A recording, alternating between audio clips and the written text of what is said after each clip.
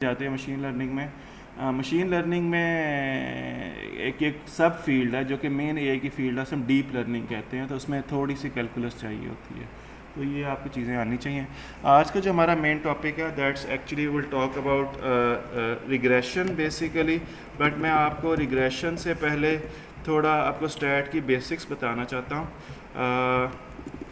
Statistics in general जो है वो दो तरह की, या उसकी आप कह लें दो ब्रांचेस या दो फील्ड्स हैं। द फर्स्ट फील्ड इज़, आज मैं आपको ना रिग्रेशन के अलावा और भी यानी प्रैक्टिकल टिप्स एंड ट्रिक्स की आप लोग प्रैक्टिस करना चाहो तो आप कहाँ से कर सकते हो सारा कुछ बताऊँगा। आप जो इसकी मेन जो एक टाइप है उसे हम कहते हैं डिस्क्रिप्टिव स्टैटिस्टिक्स।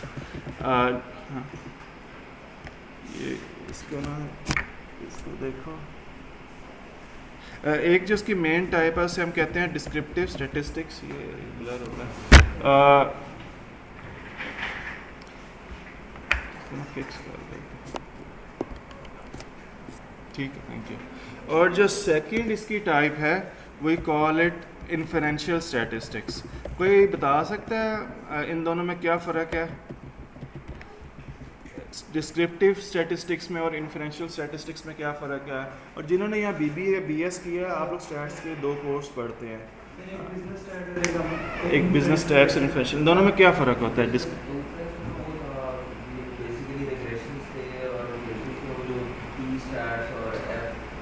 हाँ, और डिस्क्रिप्टिव में क्या होता है? सर डिस्क्रिप्टिव में ना बेसिक है, जिस तरह की मीन मीडियन मोड टाइप उस तरह की चीज़ें आ रही हैं। और डिफरेंशियल के अंदर सी स्कोर, पी वैल्यू और जो मतलब वन टेस्ट इंडिपेंडेंट इस तरह की चीज़ें आ रही हैं। ठीक है, इन्फर कर रहे थे आप ना। अगर इसको सिर्फ इंग्लिश के वर्ड्स की सेंस में देखें ना तो आपको क्लियर हो जाना चाहिए।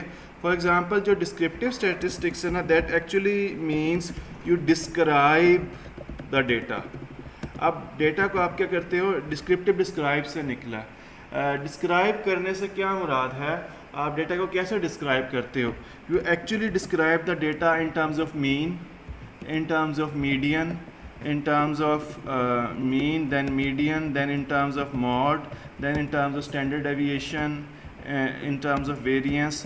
तो ये सारी बेसिकली आपकी क्या होती हैं, इनके थ्रू ना आप डेटा को डिस्क्राइब करते हैं। इस तरह से आपने क्वार्टाइल्स पढ़े होंगे, Q1 Q2 वो सब पढ़ा होगा, क्वार्टाइल्स, परसेंटाइल्स, ये। और ये आपने देखा था ये पाइथन की एक कमांड है, वो डॉट डिस्क्राइब वाली कमांड है, उससे सारी चीज़ें आपको मिल भी जाती हैं। मैंने आपको पढ़ाया भी था इससे पहले, जो आई गेस 6th लेक्चर में पढ़ाया था। तो ये सिंपल ये सारी चीज़ें कहती हैं, डेटा को डिस्क्राइब करती हैं।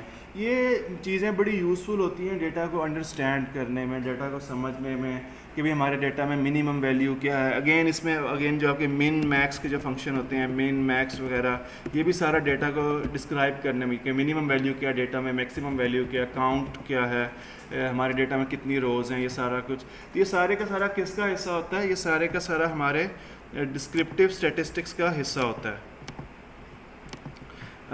Did you guys get that? इसके थ्रू हम डेटा को क्या करते हैं, डिस्क्राइब। या ज़ाहिर आपने किसी, फॉर एग्जांपल अगर आपने ह्यूमन बीइंग को भी डिस्क्राइब करना है तो आप किस तरह से डिस्क्राइब करते हो? उसके कुछ मेजर्स होते हैं, मे भी आपको आपके नाम से डिस्क्राइब किया जा सकता है, आपको आपकी एज से, आपको आपके कद से, वेट से, जेंडर से, इन सारी चीज़ों से आपको डिस्क्राइब किया जा सकता है। ऐसे ही है। तो जिस तरह ह्यूमन बीइंग को डिस्क्राइब करते हैं, अगर अपने डेटा को डिस्क्राइब करना है तो हम इस तरह से कि भाई हमारे पास जो डेटा है उसकी एवरेज ये है, उसका स्टैंडर्ड डेविएशन ये है, उसका वेरिएंस ये है। Did you guys get that? तो ये जो डिस्क्रिप्टिव स्टैटिस्टिक्स है वो सारी के सारी डेटा को डिस्क्राइब करने के लिए यूज़ होती है। इन्फरेंशियल बेसिकली आप कह रहे हैं, ये वर्ड निकला है इन्फर से। आप क्या करते हो, आप इन्फर द डेटा। इन्फर का क्या मतलब होता है कि अननोन वो चीज़ होती है, वो चीज़ हमारे पास क्रिस्टल क्लियर फॉर्म में मौजूद नहीं है, लेकिन हम उसको इन्फर करने की, उसके बारे में जज करने की कोशिश करते हैं। ठीक हो गया? इन्फरेंस या इन्फर मीन्स कि हम उसका, वो हमारे पास सामने मौजूद नहीं है, बट हम क्या करते हैं, अंदाज़ा लगाने की कोशिश करते हैं। तो आप देखते हो हमारी ज़िंदगी में हम बहुत ज़्यादा इन्फ्लुएंस कर रहे होते हैं, हम दूसरे बंदे के बारे में भी इन्फ्लुएंस कर रहे होते हैं। वो मीन्स हमें नहीं पता, लेकिन हम उसकी जो भी बज़ाहिर जो उसकी ट्रेड्स हैं उसके बेस पे हम क्या कर रहे थे, उसको हम जज करने की कोशिश कर रहे होते हैं।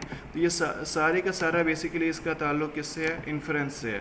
तो आप डेटा को इन्फर करना, और इन्फर करने में आगे जो एक मेन चीज़ आती है, हम इन्फर करने, हम फिर प्रेडिक्शंस करते हैं उस इन्फ्रेंस के बेस पे कि फ्यूचर में फॉर एग्जांपल डेटा हमारे पास पिछले 5 साल का डेटा है, तो अगले साल हमारी कितनी सेल्स होंगी। कि अगले साल फॉर एग्जांपल अगर हमारे पास पिछले 3 महीने का कोरोना के ट्रेंड्स आ जाएं तो अगले महीने जी कोरोना के कितने पेशेंट्स आ सकते हैं लाइक दिस। तो ये सारे का सारा फिर इसका ताल्लुक किसके साथ होता है, इन्फ्रेंस के साथ होता है। इन्फर करते हो आप फ्यूचर को प्रेडिक्ट करने की कोशिश करते हो।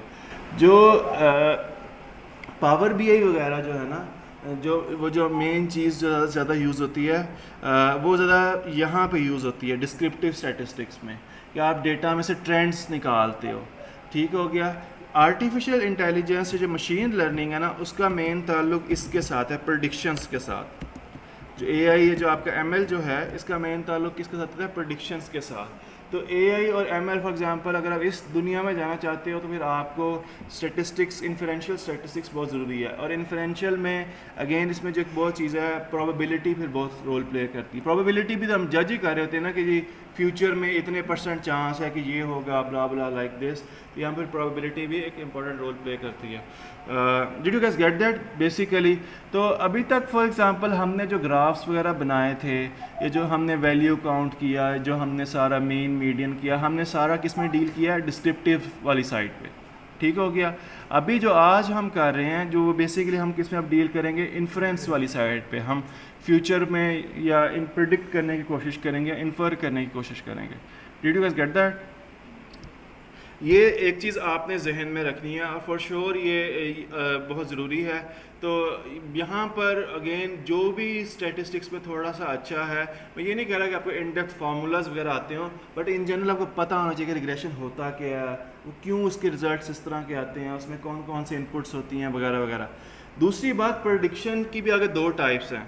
अगर मैं आपको बात करूँ ना प्रेडिक्शंस की, ये भी आप लोग जहन में रख लें। अगर प्रेडिक्शंस भी ना 2 तरह की होती हैं। प्रेडिक्शंस आगे भी इसके 2 टाइप्स हैं। जो इसकी जो पहली टाइप है ना, हम प्रेडिक्शन करते हैं क्लासिफिकेशन की, क्लासिफिकेशन इन नेचर, या जो हमारी जो दूसरी प्रेडिक्शन होती है दैट्स एक्चुअली अबाउट रिग्रेशन वाली प्रेडिक्शन होती है, रिग्रेशन इन नेचर होती है। मैं आपको बताता हूँ।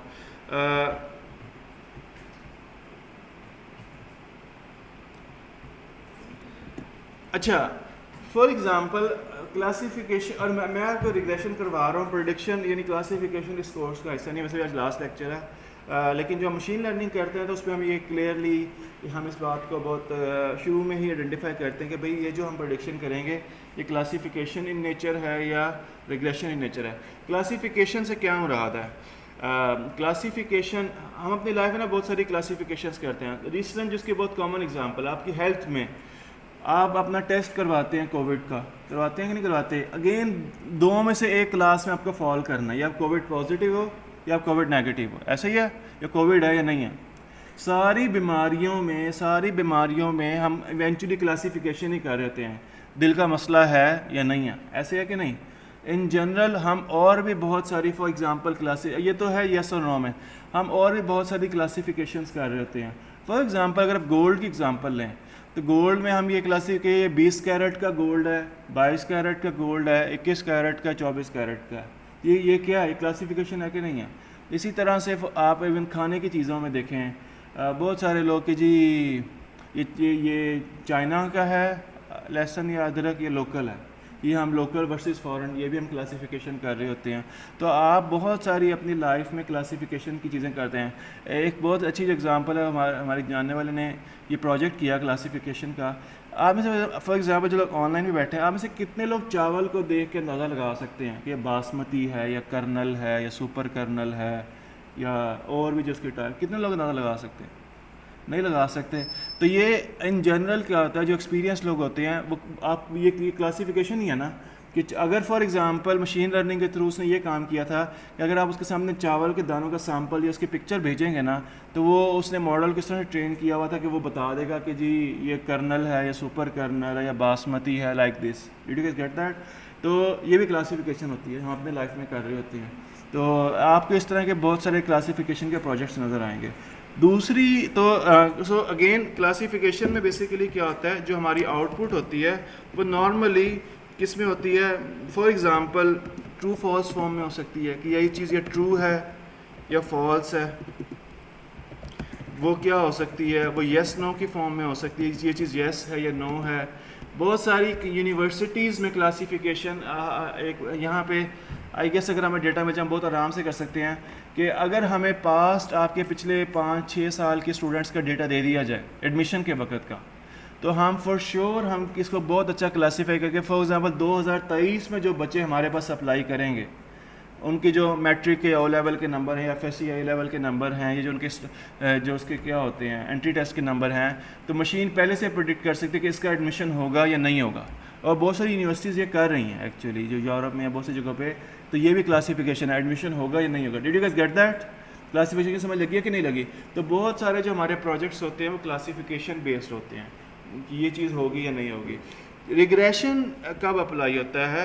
जब हमने क्लासिफिकेशन ना करनी। फॉर एग्जांपल अगर हमने किसी भी चीज़ की रिग्रेशन कब अप्लाई होता है? जब हमारा जो डिपेंडेंट वेरिएबल हो, DV जो डिपेंडेंट वेरिएबल होता है उसमें क्या होता है, वो कॉन्टीन्यूस इन नेचर होता है। कॉन्टीन्यूस से क्या मुराद है? अगेन कुछ लोग कॉन्टीन्यूस से, फॉर एग्जांपल आपने गाड़ी की प्राइस प्रेडिक्ट करनी है। अब गाड़ी की प्राइस क्या आपके ख्याल में ये क्लासिफिकेशन प्रोजेक्ट क्या क्लासिफिकेशन है? नहीं। प्राइस में क्या होता है कि हमें एक नंबर चाहिए कि 19 लाख प्राइस होगी, 30 लाख प्राइस होगी, 40 लाख प्राइस होगी। इवन स्टॉक मार्केट की प्राइस प्रेडिक्शन के जो हमारे शेयर्स हैं उसकी फॉर एग्जांपल कल जो हमारे शेयर की प्राइस है वो अभी आज 50 है, दीजिए कल 55 हो सकती है या 45 हो सकती है। Do you guys get that? तो ये जो प्रोजेक्ट ये इन्हें कहते हैं कॉन्टीन्यूस नंबर्स हैं। तो ये जो इस तरह के प्रोजेक्ट हैं, इसी तरह से किसी का अगर वेट प्रेडिक्ट करना है, किसी की एज प्रेडिक्ट करनी है, तो ये बेसिकली इसमें कोई क्लासिफिकेशन नहीं है, इसमें कॉन्टीन्यूस नंबर्स हैं। तो ये बेसिकली इसमें फिर क्या लगता है आपका रिग्रेशन लगता है। टाइम भी कॉन्टीन्यूस क्वांटिटी है, ठीक है। तो वो कि जी हाँ वो भी आपका जो एज है वो भी कॉन्टीन्यूस नंबर है, टाइम भी कॉन्टीन्यूस नंबर है। तो वहाँ पर बेसिकली क्या होगा, तो इसमें फॉर एग्जांपल जिस तरह आपने प्राइस प्रेडिक्ट करनी है, जिस तरह आपने किसी का वेट प्रेडिक्ट करना है, एज प्रेडिक्ट करनी है, आपने फॉर एग्जांपल इवन स्पीड अगर आपने प्रेडिक्ट करनी है, तो ये सारी की सारी चीज़ें जो हैं ये सारी की सारी किस में फॉल करती हैं? रिग्रेशन में। Did you get that? तो ये प्रेडिक्शन, इसके अलावा भी और भी तरह की प्रेडिक्शन होती है, बट मेनली 2 तरह की ये होती हैं। तो लोग इवन इसमें भी स्पेशलाइज्ड करते हैं कि जी मुझे क्लासिफिकेशन वाली साइड पे ज़्यादा काम करना है या रिग्रेशन वाली साइड पे ज़्यादा काम करना है, ठीक हो गया। फॉर एग्जांपल क्लासिफिकेशन के बहुत जो प्रैक्टिकल क्रिमिनल्स जो होते हैं, तो ये जो आप किसी ने सेफ सिटी कैमरास लगे हैं, तो अगर उनमें फेस डिटेक्शन आजकल बड़ा कॉमन है, तो जैसे ही फॉर एग्जांपल हम क्या कर सकते हैं, क्रिमिनल्स का डेटा उसमें फीड कर सकते हैं। तो जैसे फॉर एग्जांपल कोई क्रिमिनल किसी रोड से गुजरता है और अगर उसका फेस मैच कर जाता है जो डेटाबेस में क्रिमिनल्स का है, तो हम उसको क्लासीफाई कर सकते हैं हाँ भाई ये क्रिमिनल है, ये नहीं है। नहीं समझ किस बात की? तो इसकी बहुत सारी एप्लीकेशंस है। तो लेकिन बहुत सारी दुनिया रिग्रेशन में भी बहुत ज़्यादा काम हो रहा है। वो एक इन्वेस्टर जो है आपको करोड़ों रुपए देने के लिए तैयार होगा अगर आप कोई ऐसा रिग्रेशन एल्गोरिथम बना दो जो कि सही से स्टॉक मार्केट को प्रेडिक्ट कर सके कि जी कल क्या प्राइस होगी। जितना अच्छा आपका, और अमेरिका में ऐसे मैथमेटिशियंस हैं या साइंटिस्ट हैं जिन्होंने बनाए हुए हैं इस तरह के कोड्स जो कि उनकी स्टॉक मार्केट को बड़ा अच्छा प्रेडिक्ट करते हैं, और उन्होंने उन कोड को हाइड किया, भाई वो किसी को उसकी नज़र ही नहीं लगाते, क्योंकि उन्होंने इस तरह की वो मैथमेटिकल मॉडलिंग की हुई है, और इन्वेस्टर पागल हैं उनके पीछे कि भाई आप हमारे पैसे लें, आप इन्वेस्ट करें। तो इस तरह की प्रेडिक्शंस लोग करते हैं और लोग बहुत ज़्यादा उनको पैसे देते हैं। Did you guys get that? तो इस तरह आपकी ये जो कार की इंडस्ट्री है, प्राइस प्रेडिक्शन इसमें बहुत होती है। ये जो आपकी हाउस मार्केट है इसमें बड़ी प्राइस प्रेडिक्शन होती है। Did you guys get that? तो अगेन 2 तरह की होती है। हम इस लेक्चर में ज़्यादा फोकस करेंगे रिग्रेशन वाली साइड पे। रिग्रेशन की भी अगेन बहुत सारी टाइप्स हैं और हम जिस पे फोकस करेंगे, मैं आपको एक दूसरे लेक्चर में कोर्स में पढ़ा रहा हूँ just to show you guys. Regression में भी ना हमारे पास बहुत सारे मशीन लर्निंग का कोर्स में एक जगह पढ़ा रहा हूँ। तो हमारे पास यहाँ पे इफ़ आई शो यू ये रिग्रेशन एल्गोरिथम्स बेसिकली, इसको मैं साथ खोल भी लेता हूँ। रिग्रेशन की भी ना बहुत सारी, ये एक प्रोजेक्ट है बेसिकली जिसमें हम क्या कर रहे हैं, ये गाड़ियों का प्रोजेक्ट है। तो आप इन जनरल जब आप एक सेकेंड हैंड गाड़ी ख़रीदने जाते हैं तो ये प्राइस यहाँ पे है, गाड़ियों की प्राइस है। जब इन जनरल जब हम गाड़ी खरीदने जाते हैं सेकेंड हैंड, तो हम क्या देखते हैं, कि वो मैनुअल ऑटोमेटिक है, वो कितने किलोमीटर चली हुई है, ऐसे देखते हैं। वो उसका ब्रांड कौन सा है जी, होंडा की है, टोयोटा की है, फिर आगे उसका मॉडल कौन सा है, करोला है, फॉर्च्यूनर है, एक्सियो है, ब्ला ब्ला, होंडा सिविक है या सिटी है, ऐसे देखते हैं। फिर हम क्या देखते हैं, उसकी वो पावर कितनी है, इंजन की पावर कितनी है उसकी, वो 1500 सीसी है, 1800 सीसी, हॉर्स पावर उसकी क्या है, टॉर्क है। और हम क्या देखते हैं, मैनुअल है या ऑटोमेटिक है। और हम क्या देखते हैं कि ये पेट्रोल पे चलती है या इलेक्ट्रिक है या हाइब्रिड है, यही देखते हैं, डीजल पे चलती है। तो इन सारी चीज़ों पर अगर हमारे पास डेटा हो तो हम एक गाड़ी की प्राइस को प्रेडिक्ट कर सकते हैं। नहीं समझ लगी इस बात की? तो इसी तरह से इन जनरल अगर आपने कभी डॉक्टर्स को ऑब्जर्व किया हो, डॉक्टर्स जो प्रेडिक्शन करते हैं कि आपकी बीमारी है कि नहीं, वो किस बेस पे करते हैं? मेनली वो सबसे पहले अगर आप देखो टेस्ट करवाते हैं आपसे कि नहीं कि जी आप ये वो 3-4 टेस्ट लिख के देते हैं। वो आपका ब्लड प्रेशर नोट करते हैं, अगेन ब्लड प्रेशर की रीडिंग आती है। आई डोंट नो, वो जो आपके बेसिक्स जो हैं, शुगर है कि नहीं है, वो नोट करते हैं, उसकी एक रीडिंग आती है। फिर वो आपको 3-4 टेस्ट देते हैं, उन टेस्ट की रीडिंग्स आती हैं, उनकी बेस पे वो इंटरप्रेट करते हैं। व्हाट इफ़ और ये दुनिया में हो रहा है कि हम वही सारी रीडिंग्स जो हैं वो मशीन को फीड करवा दें कि जी ये ब्लड प्रेशर है, ये आपके टेस्ट की रिपोर्ट का ये रिज़ल्ट है, ये रिज़ल्ट है, ये रिज़ल्ट, और मशीन आपको बता दे कि आप में ये बीमारी है कि नहीं। तो ऐसा हो रहा है पूरी दुनिया में कि डॉक्टर भी तो नंबर्स पे रिलाय करते हैं। तो मशीन को अगर हम वही नंबर्स मशीन को फीड करवा दें तो दुनिया में ऐसे हो रहा है कि कैंसर प्रेडिक्शन में ख़ास तौर पे ऐसे हुआ है कि गूगल का जो एल्गोरिदम है उसने कैंसर को ज़्यादा एक्यूरेटली प्रेडिक्ट किया है दैन अ कैंसर स्पेशलिस्ट। तो यू विल सी कि, और ये बहुत ज़्यादा हो रहा है हेल्थ की दुनिया में भी, कि अगर आप मुझे फॉर एग्ज़ाम्पल पिछले 5 साल की जो भी कैंसर के पेशेंट्स थे, अगर उनकी रिपोर्ट्स का डेटा मिल जाए और उनके जो सिम्टम्स का डेटा मिल जाए और हम उसकी बेस पे हम प्रेडिक्ट कर सकते हैं कि फ्यूचर में जो पेशेंट आ रहा है उसमें होगा कैंसर, और ये हो रहा है पूरी दुनिया में हो रहा है। तो just to show you guys, regression की बहुत सारी टाइप्स होती हैं। अगर आप यहाँ पे देखो, मैं आपको आज के लेक्चर में सिर्फ लीनियर रिग्रेशन करवाऊंगा, जस्ट बेसिक्स हैं, बट इसके अलावा रिग्रेशन की और बहुत सारी टाइप्स होती हैं। पॉलिनोमियल रिग्रेशन है, अगेन इसके पीछे सारी स्टैटिस्टिक्स है। आई वोंट से कि आपको हर इसके फार्मूला पता हो, बट इन जनरल आपको जिसके इन जनरल जो बैक एंड इसके स्टैटिस्टिक्स है वो आपको पता होनी चाहिए। वो आपको बेहतर एक डेटा एनालिस्ट या वो मशीन लर्निंग का बनाती है। डिसीजन ट्री रिग्रेशन है, रैंडम फॉरेस्ट रिग्रेशन है, रिज रिग्रेशन है, ब्ला ब्ला। सो ये बहुत सारी रिग्रेशन हैं। तो आज के लेक्चर में हम बेसिकली किस पे फोकस करेंगे? We will just focus on linear regression. ठीक हो गया? Okay, so let's start with this. सबसे पहले हम क्या करेंगे, मैं आपको मेन लाइब्रेरी बता रहा हूँ। अगर आप ये लाइब्रेरी आपके तकरीबन स्टैट्स के जितने मेजर फंक्शन है वे परफॉर्म करती है, तकरीबन सारे। उस लाइब्रेरी का नाम है, ये मैं साथ लिखेंगे, import stats models .api as sm। Basically stats models एक लाइब्रेरी है। मैं आज आपको और भी इस बारे में बताता हूँ, यहाँ पर इंटरनेट चल रहा है। स्टैट्स मॉडल एक लाइब्रेरी है। अगर आप इसमें जाएंगे तो पहले इसको रन करें, कोई एरर तो नहीं आ रहा जो लोग ऑनलाइन बैठे हो। आज हम इसके बारे में मज़ीद डिटेल से देखेंगे। जो लोग ऑनलाइन बैठे हैं आपसे रन हो गया, इसमें कोई इशू तो नहीं आ रहा?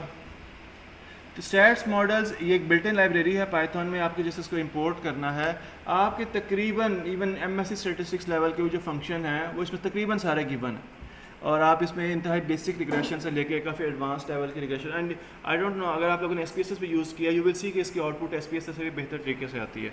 अच्छा, एक बात मैं आपको और बता दूं जो मैंने पहले नहीं बताई।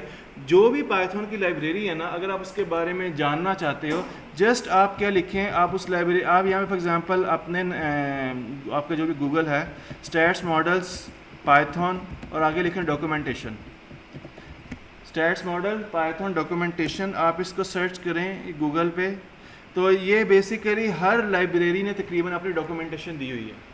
तो मेरे पास फॉर एग्जांपल यहाँ पे ये फर्स्ट लिंक आ गया statsmodels.org।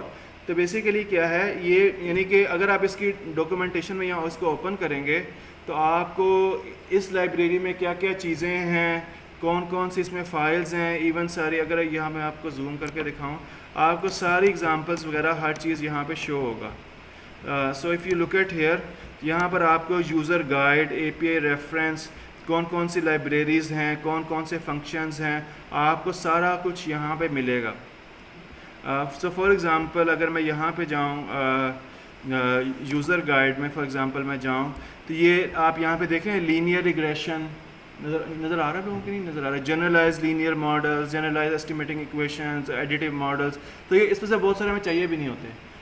लेकिन आपको हर चीज़ अनोवा और जो भी टाइम सीरीज़ एनालिसिस के लिए आपको तकरीबन हर चीज़ यहाँ पर जो है जो आपको इन जनरल चाहिए होती है यहाँ मिल जाएगी। Did you guys get that? तो फॉर एग्जांपल हमने लीनियर रिग्रेशन अप्लाई करना है, मैं लीनियर रिग्रेशन पे क्लिक करूँगा तो आगे वो सारी एग्जांपल्स भी दे रहा है और आपको बाकायदा समझा भी रहा है। Did you guys get that? तो ये एक बहुत अच्छा यहाँ पे हर चीज़ की डॉक्यूमेंटेशन अवेलेबल है, आप इसको पढ़ सकते हैं, समझ सकते हैं। इवन जो फार्मूलाज इसके बैक एंड पे यूज़ हुए हैं वो सारे बता रहा है। तो ये एक तो इन जनरल आपने कोई भी लाइब्रेरी देखनी है तो उसकी डॉक्यूमेंटेशन उसको देखना, उसको समझना आप लोगों को आना चाहिए। मुझे लगी इस बात की कि नहीं लगी? ओके, तो एक तो ये हमने कर लिया कि हमने ये स्टैट्स मॉडल को इंपोर्ट कर लिया। दूसरा, लास्ट लेक्चर में हमने जो सेल्स की फ़ाइल इंपोर्ट की थी वही आपको इंपोर्ट करनी है, मैं आपको उस पर रिग्रेशन लगा के दिखाऊँगा। तो लास्ट लेक्चर में हमने मुझे याद है लास्ट लेक्चर में हमने सेल्स की फ़ाइल इंपोर्ट की थी। सो एवरीवन आप उस फाइल को दोबारा इंपोर्ट करें। मेरे पास मैं यहाँ पे लास्ट टाइम वाला कोड उठा रहा हूँ। तो पहले पांडास को आप लोग इंपोर्ट करेंगे और फिर हमने जो सेल्स के टेबल, जो सेल्स की फ़ाइल इंपोर्ट की थी उसको आप लोग इंपोर्ट कर लें।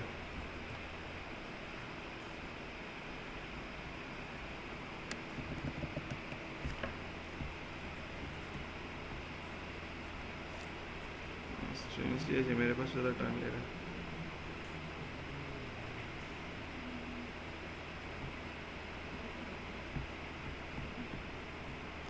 जो लोग ऑनलाइन बैठे कुछ समझ लग रही है कि नहीं?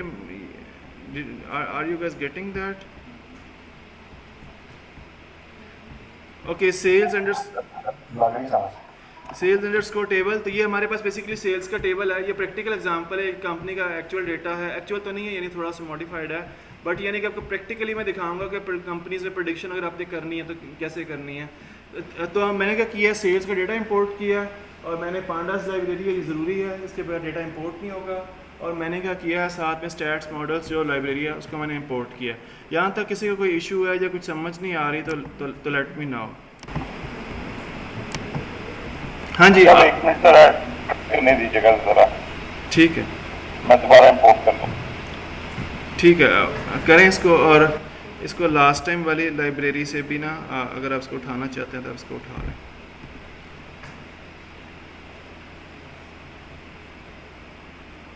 और ओके, आप में से कितने लोगों को पता है डिपेंडेंट वेरिएबल का, इंडिपेंडेंट वेरिएबल का? पता है? मुज़म्मिल पता क्या होता है डिपेंडेंट वेरिएबल, इंडिपेंडेंट वेरिएबल? नहीं पता? उमैर CS वाला, आप दोनों का CS का बैकग्राउंड है? CS का बैकग्राउंड है ना आप दोनों का? डबल E का। और आपका मुज़म्मिल? नहीं, आपसे नहीं पूछ रहा है, साथ वाले CS का। आप लोगों को पता है DVIV का पता है ना? आपको पता है DV dependent variable, independent variable? आपको भी पता है? ठीक है। तो इन जनरल डेटा साइंस में ये मसला है, ये मैंने बहुत ऑब्जर्व किया। तो CS के बच्चे हैं ना, इन जनरल को प्रोग्रामिंग आती है तो उनको स्टैट नहीं आती, और उनको जो है ना और क्या नहीं आता, और उनको बिज़नेस नॉलेज भी नहीं होता। फॉर एग्जांपल वो मार्केटिंग का उनको कोई प्रोजेक्ट पकड़ा देते हैं, डेटा से तो उन्हें पता है, वो कोड तो रन कर लेंगे, बट चूंकि उनको मार्केटिंग का या सोशल मीडिया मार्केटिंग का नॉलेज नहीं है तो डेटा की इंटरप्रिटेशन क्या है, डेटा से डिसीजन मेकिंग कैसे करें, उनको नहीं पता होता। जो बिज़नेस के हमारे बच्चे हैं उनको इन जनरल ये चीज़ें पता होती हैं, मार्केटिंग के बारे में, सेल्स के बारे में, और उनको जो है स्टैट का नॉलेज भी बेहतर होता है, एटलीस्ट फास्ट में बेहतर होता है, लेकिन उनको थोड़ा बहुत कोडिंग का मसला होता है। तो ये मार्केट में फिर गैप होता है। तो अगर कोई बिज़नेस का बच्चा कोडिंग सीख ले तो वो डेटा साइंस में अच्छा फिट हो सकता है। इसमें अगर CS का लड़का या लड़की है, अगर वो स्टैट अच्छी सीख ले, थोड़ी बहुत, थोड़ा बिज़नेस नॉलेज सीख ले, तो वो भी डेटा साइंस की दुनिया में अच्छा एडजस्ट हो सकते हैं। तो इसीलिए मार्केट में ना एक सॉर्ट ऑफ एक गैप है, क्योंकि वो हर एक में थोड़ा थोड़ा एलिमेंट मिसिंग है, एक थोड़ी हाइब्रिड सी फील्ड है। इसमें लगी बात की। ओके, तो ये हो गया आपसे फेमिस साहब, हो गया आपसे ये? सर ये ट्राई कर रहा हूँ, एक मिनट, ये इंपोर्ट में ज़रा थोड़ा सा मसला आ रहा है, एक सेकंड। आप अपना पाथ देखें और एंड पे देखें ये .xlsx लिखा कि नहीं, शीट नंबर आपने देना है, शीट नेम जो है, शीट नेम सेल्स का देना है। हाँ जी, और सेल्स में S कैपिटल होगा। अगर आपने कल वाली फाइल में अगर आपने इंपोर्ट किया था वहाँ से वैसे कोड उठा लें।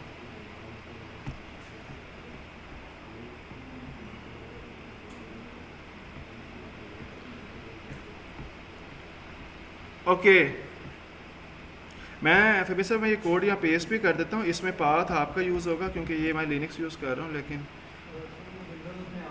विंडोज़ में वो आर भी लिखना है। अगर आपने कल वाला कोड अगर आपके पास होगा तो आई गेस उसमें हो जाना चाहिए। एरर आ रहा है डॉक्टर साहब, मैं आपको भेज दूँगा। हाँ उसमें ना पेस्ट कर दें आप हमेशा। आप ना ये आपका कोड में ना सिर्फ एक इशू है, मैं ये आपका पेस्ट कर रहा हूँ कोड दोबारा। आपने ना आर लिखना है इन्वर्टेड कॉमा सी से पहले,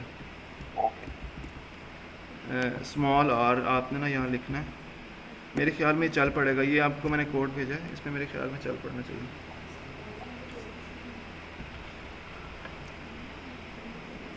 रन करें, बताएं हो गया कि नहीं, ताकि फिर इसको हम आगे लेके चलें। ओके मे बी अब जिन लोगों का हो गया चल पड़ा, चलो डायरेक्ट आ रहा है, मैं काम कर रहा हूँ। हाँ मेरे ख्याल में फिर हो जाएगा, वो थोड़ा टाइम लेगा लेकिन हो जाएगा। ओके अब आई डोंट नो, पहले हम थोड़ी थ्योरी पढ़ लेते हैं। थ्योरी से मुराद ये कि मैं आपको बताता हूँ इंडिपेंडेंट वेरिएबल क्या होता है, डिपेंडेंट वेरिएबल क्या होता है। अगेन मैं यहाँ पर एक मेरे ख्याल में इट्स गुड कि मैं यहाँ पर एक वो ओपन कर लूँ। मुझे ना इसको बंद कर, सॉरी मुझे ना इसको बंद कर देना चाहिए। चलो जो लोग ऑनलाइन बैठे हैं कोई स्क्रीन क्लियरली विजिबल है ना, इसमें कोई इशू तो नहीं आ रहा ना? ओके मैं यहाँ पर एक वो फाइल ओपन करता हूँ वाइट बोर्ड, जस्ट आपको बेसिक उसका इंट्रोडक्शन देने के लिए। और मैं आपको फॉर एग्जांपल जिस तरह सिंपल कार की एग्जांपल से ये इसको समझने की कोशिश करते हैं।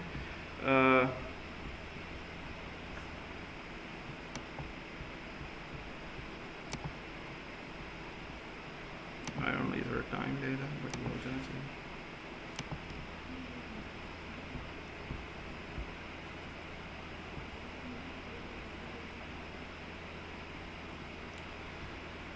ओके ये पता नहीं क्यों नहीं कर रहा आज, ये ना हो क्यों नहीं कर रहा।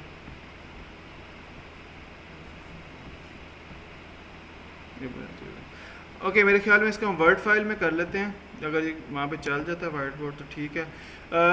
मैं जो जिन लोगों को बिल्कुल नहीं अंदाज़ा, मैं आपसे सिंपल ये पूछता हूँ, आप एक गाड़ी लेने जाते हैं, गाड़ी लेते हुए आप क्या क्या चीज़ें जहन में रखते हैं? Second hand for example car लेने जाते हैं तो आप क्या चीज़ें जहन में रखते हैं? फॉर एग्ज़ाम्पल जो पहली चीज़ जो आप लोग जहन में रखते हैं कि फॉर एग्ज़ाम्पल आपकी गाड़ी का मॉडल कौन सा है। अच्छा, और दूसरी 5 चीज़ें देख लेते हैं। दूसरी चीज़ आप क्या जहन में रखते हैं? किलोमीटर्स वो कितने चली है, ऐसे ही है। तीसरी चीज़ आप क्या जहन में रखते हैं? सॉरी कंडीशन से क्या मुराद है? एक्सीडेंटल है कि नहीं, ये भी हम देखते हैं, एक्सीडेंटल और नॉट एक्सीडेंटल। और क्या देखते हैं? फ्यूल एवरेज, बिल्कुल फ्यूल एवरेज हम देखते हैं। और एक और चीज़ बता दें, सॉरी प्राइस तो देखते हैं ना, उसके अलावा प्राइस के अलावा बताएं और क्या चीज़ देखते हैं? पता नहीं आप लोग ये देखते हैं कि नहीं ऑटोमेटिक है मैनुअल है। हाँ ट्रांसमिशन इसे हम कहते हैं कि ये ऑटोमेटिक है मैनुअल नहीं है, इससे भी फ़र्क पड़ता है। अच्छा इन सारी चीज़ों की बेस पे इवेंचुअली हम किस चीज़ के बारे में सोचते हैं कि भाई कितने पैसे देने हैं? ऐसे ही है ना, क्या कहते हैं यार ये ऑटोमेटिक है, इन जनरल ऑटोमेटिक गाड़ी थोड़ी महंगी होती है इन जनरल, ठीक हो गया तो यार इसके प्राइस फॉर एग्जाम्पल 50,000 बढ़ा देते हैं। अगर मैनुअल होती तो हम इसके प्राइस 50,000 कम कर देंगे। तो हम बेसिकली इन सारी बातों से इवेंचुअली किस चीज़ के बारे में डिसीजन ले रहे होते हैं कि भाई इसकी हमने कीमत कितनी देनी है, इसकी कीमत हमने कितनी ऑफ़र करनी है, ऐसा ही है। तो ये बेसिकली क्या होता है डिपेंडेंट वेरिएबल, इसके ये बेसिकली क्या है, प्राइस आपकी यानी डिपेंडेंट है किस चीज़ पे? इन सारी चीज़ों पे। आपकी जो प्राइस है, कीमत है, उसका इन्हिसार किन चीज़ों पे है? इन 5 चीज़ों पे, ऐसे है कि नहीं? तो बेसिकली ये जो 5 चीज़ें जो हैं जिन पे आपका इन्हिसार है, इनको हम इन पांचों को हम कहते हैं, अगर उसको हाईलाइट करके बताऊं, ये पांचों बेसिकली क्या होते हैं? इंडिपेंडेंट वेरिएबल होते हैं। मींस ये किसी चीज़ पे रिलाई नहीं कर रहे, ये पांचों चीज़ें क्या है? इंडिपेंडेंट वेरिएबल हैं। जबकि जो हमारी प्राइस जो है ना, प्राइस ये बेसिकली क्या है? ये हमारा क्या है? डिपेंडेंट वेरिएबल है। डिपेंडेंट का क्या मतलब है कि प्राइस हमारी इन्हिसार करती है किन चीज़ों पे? मॉडल पे, किलोमीटर्स पे, एक्सीडेंटल है या नहीं है, फ्यूल एवरेज जैसे कितनी है, ट्रांसमिशन कितनी है। समझ लगी इस बात की? तो बेसिकली प्राइस हमारा डिपेंडेंट वेरिएबल होगा। डिपेंडेंट मीन्स कि मुनहसिर है किन पे? इन 5 चीज़ों पे। इन 5 के अलावा और भी चीज़ों पे हो सकता है, लेकिन ये जो मॉडल है, किलोमीटर है, ये इनका किसी चीज़ पे इन्हिसार नहीं है। मॉडल फॉर एग्जांपल कंपनी का मॉडल है तो है, किलोमीटर चली है तो चल गई है, ये किसी चीज़ पर डिपेंड नहीं करती, इसलिए हम क्या कहते हैं इंडिपेंडेंट वेरिएबल्स कहते हैं। लेकिन ये जो आपकी प्राइस है ये आपका क्या डिपेंडेंट वेरिएबल है। Did you guys get that कि नहीं? तो अब जो हमारा नेक्स्ट जो डिसीजन होगा, जो लोग ऑनलाइन बैठे, ऑनलाइन कितने लोगों को नहीं पता इंडिपेंडेंट और डिपेंडेंट का, ताकि मुझे थोड़ा अंदाज़ा हो। ऑनलाइन जो लोग बैठे हैं आपको पता है डिपेंडेंट और इंडिपेंडेंट का?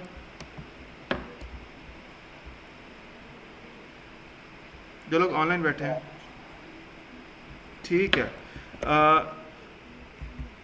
ओके, यहाँ पर बेसिकली अब मैं क्या करूँगा, मैं आपको यहाँ पर सबसे पहली चीज़ एवरीवन, आप यहाँ पर ना अब आपने खुद से डिसाइड करना। आपके पास ये काफ़ी सारे कॉलम्स हैं, आप देखें इसमें हम क्या डिपेंडेंट। एवरीवन सबसे पहले आप ये करें, मैंने आपको शायद कमांड नहीं बताई, आप जो अपने टेबल का नाम लिखें, सेल्स अंडरस्कोर टेबल, जो भी आपके टेबल का नाम है जिसको आपने इंपोर्ट किया, और लिखें डॉट कॉलम्स।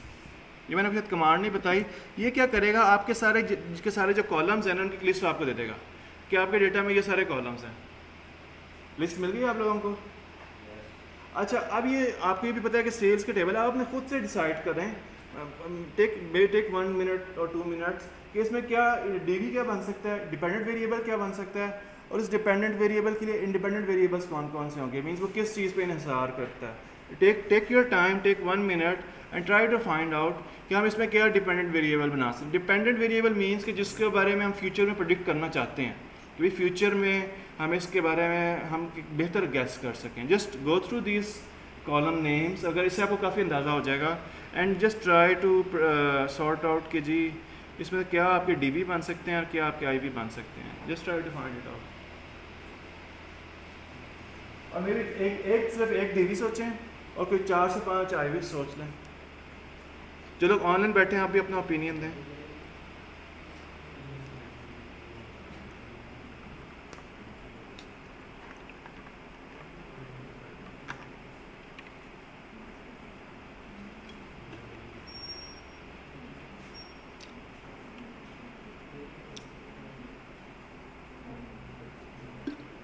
मैं आपको एक बात बताता हूँ, इन जनरल जो एक कारोबारी बंदा होता है, एक बिजनेसमैन होता है, उसका इवेंचुअल मकसद क्या होता है? पैसे कमाने हैं ना। पैसे कमाने के लिए कारोबार कर रहा है। पैसे अब देखें पैसे कहाँ से आते हैं, लाइक कौन सेल से आते हैं। तो इन जनरल मैं बड़ा कॉन्शियस होऊंगा कि भाई मेरी सेल्स कितनी होती हैं। तो आप वो देखें कि जी आप देखें कि इसमें कोई ऐसा वेरिएबल है जो कि सेल्स से रेलेवेंट है कि नहीं, तो मैं उसको प्रेडिक्ट करना चाहूँगा भाई फ्यूचर में मेरी सेल्स कितनी होंगी कि नहीं। इस बिजनेस से आप सोच सकते हैं कि नहीं। तो इवेंचुअली जो लोग उसी चीज़ को प्रेडिक्ट करना चाहते हैं जिसमें उसके स्टेक होते हैं। और इन जनरल कारोबारी बंदे का क्या स्टेक है, पैसे कितने आएंगे, प्रॉफिट कितना आएगा, सेल्स कितनी आएंगी, रेवेन्यू कितना आएगा, ये स्टेक्स होते हैं ना कारोबारी बंदे के। तो यहाँ पर फॉर एग्जांपल आपके ख्याल में कौन सा कॉलम है जो हमारा डिपेंडेंट वेरिएबल बन सकता है? हाँ, यहाँ पे एक हमारे पास एक कॉलम है सेल्स अमाउंट, यानी मैं ये फ्यूचर में ये प्रेडिक्ट करना चाहता हूँ कि मेरी फ्यूचर में सेल्स कितनी होंगी, कितने पैसों की सेल्स होंगी, कितने डॉलर्स की सेल होंगी। तो मैं यहाँ लिख देता हूँ आपके सामने। बेसिकली आई कैन सी कि जी जो मैं यहाँ पे क्या करता हूँ, एक डीवी बना देता हूँ कि जी हमारा डीवी क्या है, डिपेंडेंट वेरिएबल हमारा क्या हो सकता है, it could be sales amount. हो सकता है कि नहीं हो सकता? और अब आप सोचें कि इसमें से कौन सी ऐसे मे भी 5 वेरिएबल दे सकते हैं कि जो हमारी सेल्स पे डायरेक्टली इम्पेक्ट करते हैं या हमारी सेल्स उस पर बड़ी मुनहसिर होती हैं। वो कौन कौन से वेरिएबल्स हो सकते हैं? प्राइस, ये प्रोडक्ट कॉस्ट कि हमारी प्रोडक्ट की पहले बात है कीमत कितनी है, प्रोडक्ट कॉस्ट पे यस, ऑर्डर क्वांटिटी कि जी हमारा ऑर्डर कितना आ रहा है, कि छोटे ऑर्डर आ रहे हैं, बड़े ऑर्डर्स आ रहे हैं।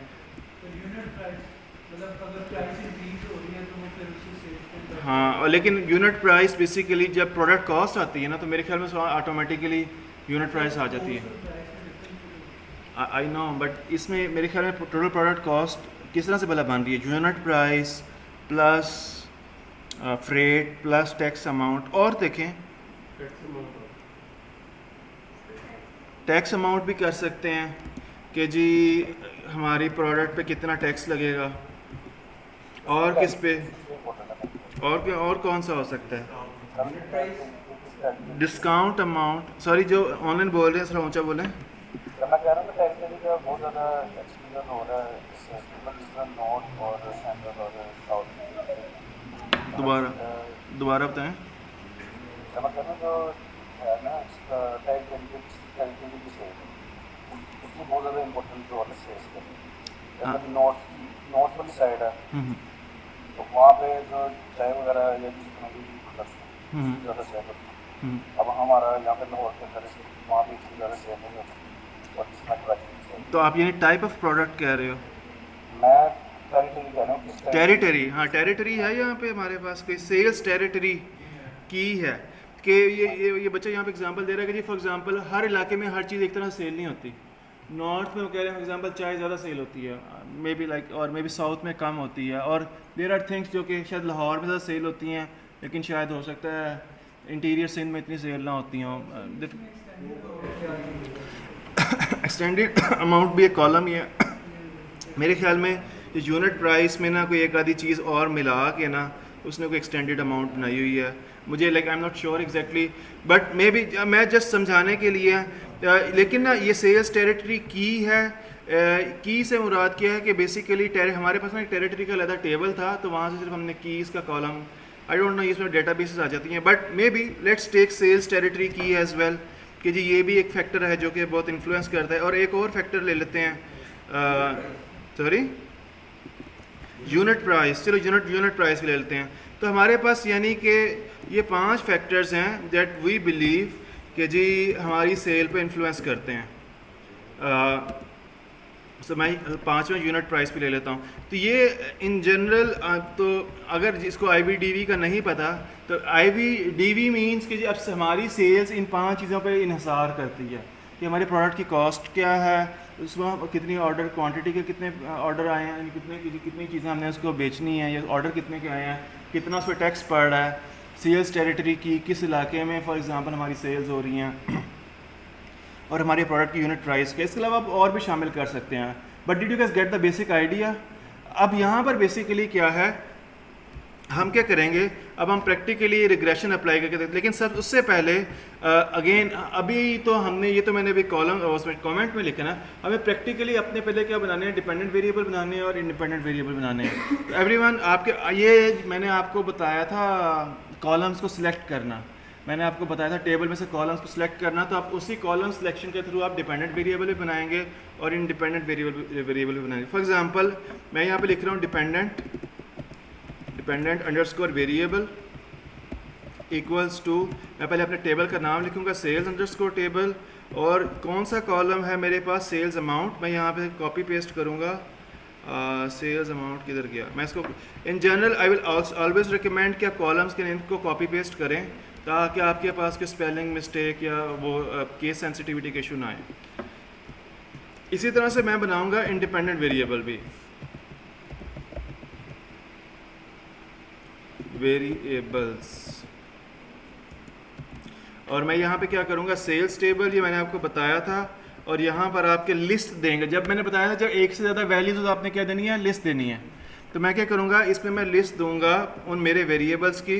तो मेरा पहला वेरिएबल है इंडिपेंडेंट में टोटल प्रोडक्ट कॉस्ट, इसको मैंने लिखा, देन मैं कॉमा डालूँगा, फिर मैं उसमें दूसरा यहाँ पे दूंगा मेरे पास है ऑर्डर क्वांटिटी, उसमें मैं ऑर्डर क्वांटिटी को, सो ये 5 जो वेरिएबल्स जो हमने लिखे थे इसको कॉपी पेस्ट करें। ऑर्डर क्वांटिटी है यहाँ पे मेरे पास, देन मैं फॉर एग्जांपल इसको आपने हमेशा इन्वर्टेड कॉमास में लिखना है, और फिर फॉर एग्जांपल बस तीसरा जो वेरिएबल है वो है कौन सा है, टैक्स अमाउंट है, तो मैं टैक्स अमाउंट को यहाँ कॉपी करूँगा। चौथा वेरिएबल है मेरे पास सेल्स टेरिटरी की, तो मैं उसको यहाँ से फॉर एग्जांपल कॉपी कर लूँगा, और 5वां मेरे पास है यूनिट प्राइस, तो मैं इसको कॉपी कर लूँगा, इधर की यूनिट प्राइस यहाँ पे प्रोडक्ट की ये यूनिट प्राइस है, इसको मैं कॉपी कर लूँगा। तो बेसिकली आपने अगर आप इसको रन करेंगे तो ये आपका रन होना चाहिए। अगर मैं यहाँ पे डिपेंडेंट वेरिएबल का प्रिंट करवाऊँ तो आपके पास एक कॉलम आ जाएगा, ये बेसिकली किसका कॉलम है, सेल्स अमाउंट का। और अगर मैं यहाँ पे इंडिपेंडेंट वेरिएबल्स को प्रिंट करवाऊँ तो आपके पास, अगर मैं यहाँ पे इंडिपेंडेंट वेरिएबल्स को प्रिंट करवाऊँ तो आपके पास इस तरह से एक टेबल बन जाएगा जिसमें आपके पांचों के पांचों IVs आने चाहिए। टोटल प्रोडक्ट कॉस्ट है, ऑर्डर क्वांटिटी है, टैक्स अमाउंट है, सेल्स टेरिटरी की है, यूनिट प्राइस है। इसको रन करें और कि जो ऑनलाइन बैठे हैं आपको कोई इशू है तो बताएं, या आपसे रन नहीं हो रहा है, कोई एरर आ रहा है।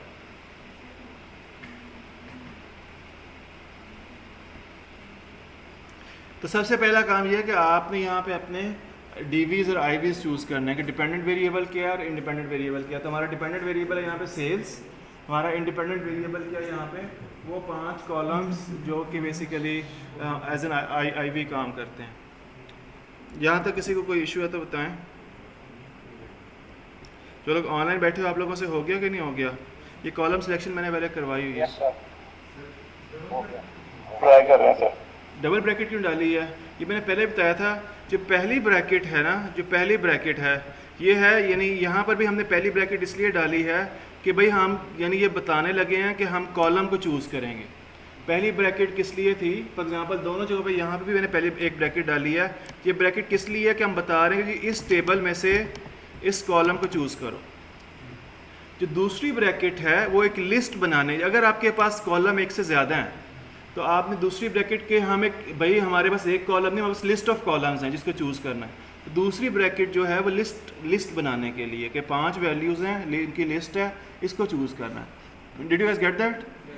इसलिए हमने यहाँ पे 2 ब्रैकेट्स डाली हैं। तो चूँकि यहाँ पर हमने एक ही डाली है इसलिए कि हमें ज़रूरत नहीं है, एक वैल्यू तो लिस्ट देने की ज़रूरत नहीं है। अगर एक से ज़्यादा वैल्यूज़ हैं तो आपने फिर लिस्ट देनी है। Did you guys get that? इसमें कोई कन्फ्यूजन? अच्छा, यहाँ अब आपके पास डीवीज डिपेंडेंट वेरिएबल और इंडिपेंडेंट वेरिएबल आ गया है। अब आगे आप देखेंगे कि ये इंतहाई आसान है आपको इसको वो करना, रन करना। एवरीवन, मैं यहाँ पे आपके सामने ये लिख रहा हूँ, बल्कि मैं आपके साथ साथ लिखता हूँ। यहाँ पे लिखें रिग्रेशन अंडरस्कोर मॉडल, यानी हम अब रिग्रेशन रन करने लगे हैं। तो I will write regression underscore model, और हमारी जो लाइब्रेरी का नाम था जिसको हमने ऊपर इंपोर्ट किया है उसका निकनेम क्या था? SM। अगर आप यहाँ पे ऊपर देखें तो उसका निकनेम था SM। SM स्टैंड्स फॉर वही स्टैट्स मॉडल जो था, तो मैंने लिखा SM.OLS। OLS बेसिकली हमारे रिग्रेशन, जो लीनियर रिग्रेशन होता है ना, उसको स्टैट में बेसिकली OLS कहते हैं। OLS स्टैंड्स फॉर, किसको याद है? Ordinary least square. तो ये जो रिग्रेशन, जो लीनियर रिग्रेशन, यानी कि अब ये हम स्टैटिस्टिक्स में आ गए हैं। जो रिग्रेशन का जो बेसिक नाम है असल में उससे हम क्या कहते हैं? OLS regression, ordinary least square. आप यहाँ पे क्या करेंगे? OLS में आप यहाँ पे फंक्शन बनाएं उसका, और यहाँ पर आप क्या करेंगे? आप यहाँ पर अपना डिपेंडेंट, पहले अपने देंगे आप डिपेंडेंट वेरिएबल, जो आपने डिपेंडेंट वेरिएबल बनाया, और कॉमा डाल के आप लिखेंगे इंडिपेंडेंट वेरिएबल्स। इंडिपेंडेंट वेरिएबल्स, इसको मैं कॉपी करता हूँ और यहाँ पे मैं पेस्ट कर देता हूँ। यानी कि मैंने इसको क्या कि भाई रिग्रेशन रन करना है, एक आपके पास ये डिपेंडेंट वेरिएबल है, एक आपके पास इंडिपेंडेंट वेरिएबल है, बस इसको लिखें एज इट इज़। और बल्कि इस सारे को ही लिखें, फिर मैं ना आपको बताता हूँ इसका कोड। ये just let me just copy that and paste it. इसको लाइन को, ये 3 लाइन्स ऑफ कोड लिखें एज इट इज़, और आपके पास इस तरह से पूरा एक रिग्रेशन का टेबल आना चाहिए। Just everyone just right these 3 lines of code, फिर मैं समझाता हूँ कि ये करके रही है, इसका मकसद क्या है। बट जस्ट इसको लिखें। अभी जिसने तो स्टैट पढ़ी है उसको बहुत आसानी से समझ आ जाएगी, जिसने नहीं पढ़ी तो उसको समझाना थोड़ा मुश्किल है, बिकॉज उसको आपको स्टैट की बेसिक इसके लिए आनी चाहिए।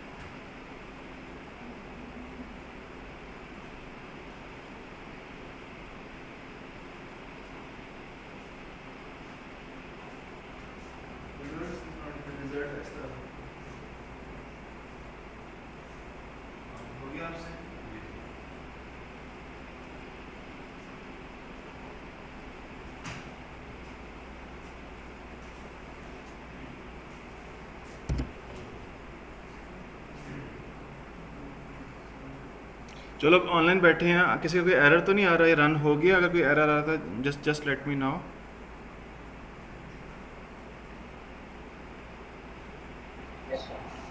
रन हो गया फहमीद साहब, आपसे रन हुआ है कि नहीं हुआ? मैं आप लोगों के लिए ना यहाँ नहीं डॉक्टर साहब मुझसे अभी रन नहीं हुआ, मुझे ये सॉरी वो जो वेरिएबल्स है ना मैंने डिपेंडेंट तो लिख दिया था, इंडिपेंडेंट की लिस्ट मैं ये चैट में पेस्ट कर रहा हूँ, आप यहाँ से इसको देख लें।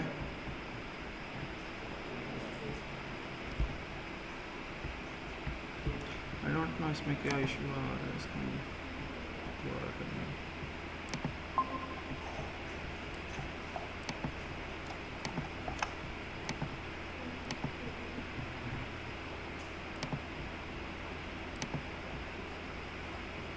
ओके ये मैंने इसको दोबारा रीजॉइन किया, यहाँ पे मेरे कुछ इशू आ रहा था। ये मैंने इंडिपेंडेंट वेरिएबल्स के ये कॉलम्स यहाँ बताए हैं।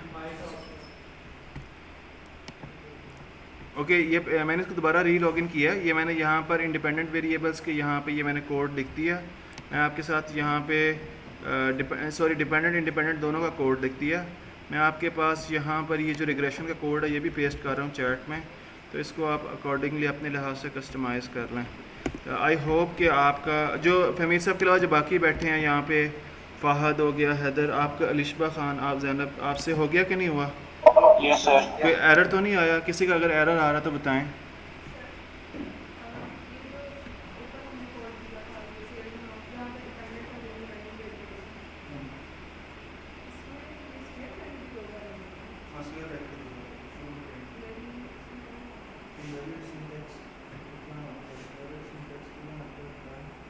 देखते मेरा ये एरर आ रहा है कि रिग्रेशन मॉडल डिफाइन नहीं है।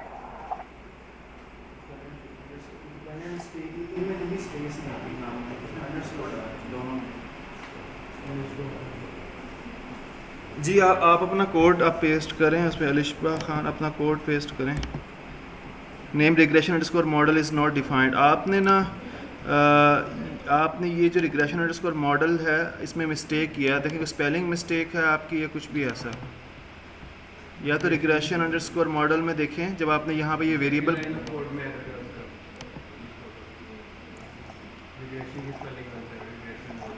हाँ रिग्रेशन के स्पेलिंग देखें, रिजल्ट्स इक्वल्स टू रिग्रेशन में SSION आना है। अलिशबा हुआ कि नहीं आपसे?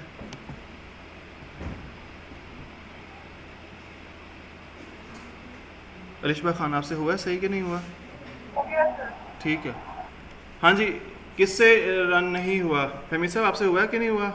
जी हो गया जी रन। ओके अब यहाँ पर अगर आप देखें, अब जिन लोगों को लाइक कुछ जिनको नहीं पता SPSS का, उसको सॉरी रिग्रेशन का मैं कुछ बेसिक बता सकता हूँ, लेकिन जिन लोगों ने SPSS में कभी पढ़ा हुआ हो तो आपको ये जो आउटपुट है ये ज़्यादा ब्रीफ वे में और ज़्यादा कॉम्प्रिहेंसिव आउटपुट है। सबसे पहली बात आपको यहाँ पे क्लियरली बता रहा है कि आपका डिपेंडेंट वेरिएबल क्या है, ऐसा ही है।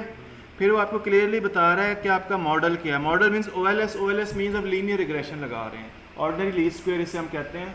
और यहाँ पे इसने अगर आप मेथड में देखें तो उसने लीस्ट स्क्वायर लिखा भी हुआ है, यानी कि जो भी इसने कैलकुलेशन की है लीस्ट स्क्वायर, कुछ लोगों ने R स्क्वायर पढ़ा होगा, एडजस्टेड R स्क्वायर पढ़ा होगा, ये सारा आपने ये भी बता रहा है कि आपके पास नंबर ऑफ़ रोज़ कितनी थी, 60,000 रोज़ पे हमने डेटा अप्लाई किया ये वो।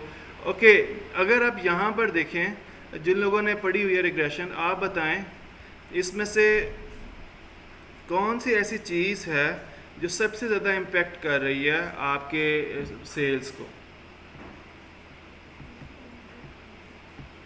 कौन सी ऐसी चीज़ है अगर जो आप सबसे ज़्यादा आपकी सेल्स को इम्पेक्ट कर रही है?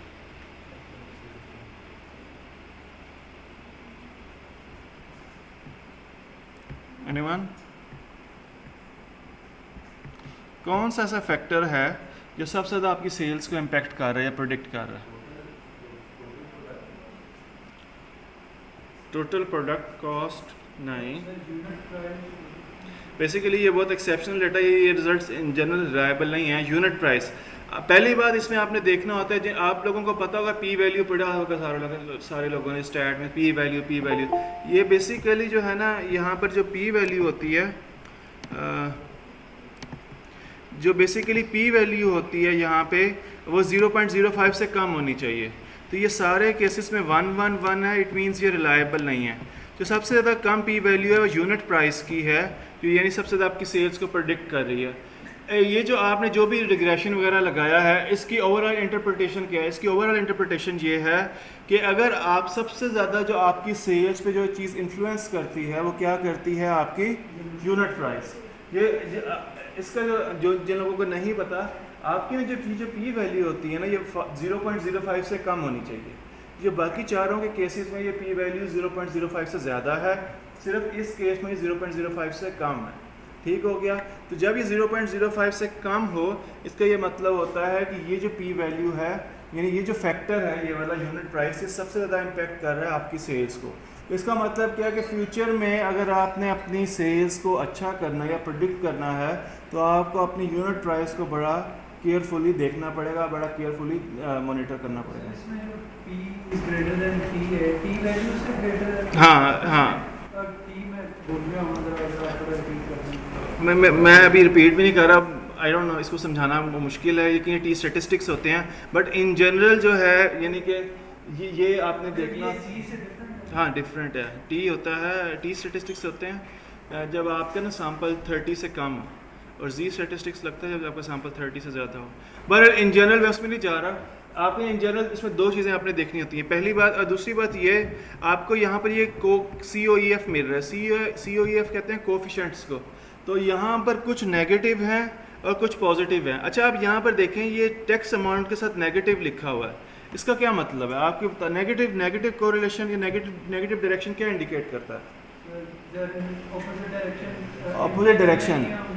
अगर आपकी टैक्स अमाउंट ज़्यादा है तो आपकी सेल्स कम होंगी, और अगर आपकी टैक्स अमाउंट कम है तो आपकी सेल्स क्या होंगी? ज़्यादा होंगी। जो कि दो की सिग्निफिकेंट नहीं है, बट ये नेगेटिव रिलेशनशिप बिल्कुल सही सेंस बनाता है कि टैक्स अगर जितना ज़्यादा होगा, ऑब्वियसली चीज़ महंगी होगी, सेल्स कम होंगी। टैक्स आपको जितना कम होगा, आपकी जो है, तो नेगेटिव डायरेक्शन बता रहा है कि ये, यानी टैक्स कम होना चाहिए अगर अपनी सेल्स ज़्यादा रखना चाहते हैं।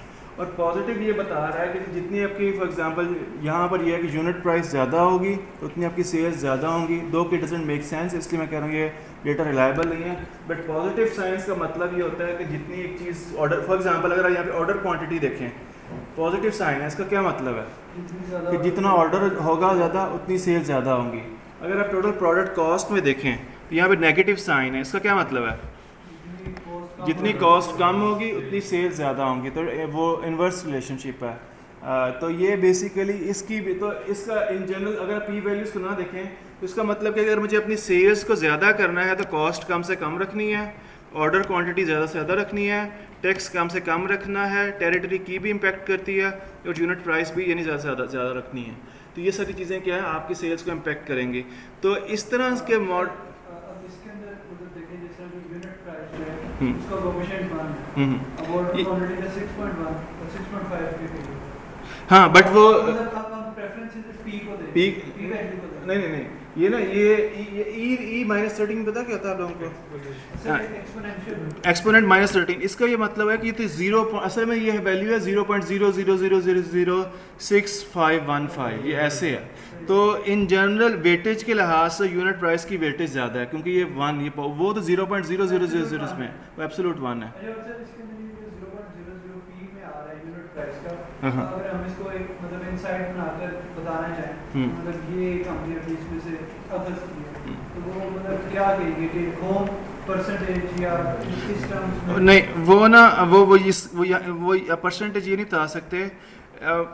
इन जनरल इसकी इंटरप्रिटेशन होती है कि 1 unit increase in tax amount will decrease my sales by -7% or something like this. Yeah, 1 unit increase in quantity will increase my sales by 0.00065. इस तरह से ये इसकी इंटरप्रिटेशन है। पी की कोई इंटरप्रिटेशन नहीं है। पी का सिंपल ये है कि अगर ये 0.05 से कम है तो इट मीन्स ये फैक्टर इंपॉर्टेंट है।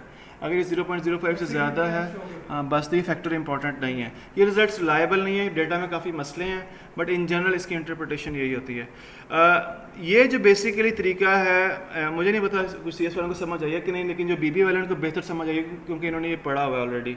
बट इन जनरल इस तरह से आप क्या कर सकते हो, आप प्रेडिक्शंस काफ़ी सारी ले सकते हो। ये एक तरीका है, इसके अलावा और भी बहुत सारे तरीके हैं, आप लोग इससे कर सकते हो। But did you guys get that in general की प्रेडिक्शंस क्या होती हैं? तो ये बेसिकली मैंने आपको इंतहाई बेसिक बताया है, टिप ऑफ द आइसबर्ग। इसके अलावा हज़ारों मेथड्स हैं जिसके थ्रू लोग बहुत सारी प्रेडिक्शंस करते हैं। Did you guys get that?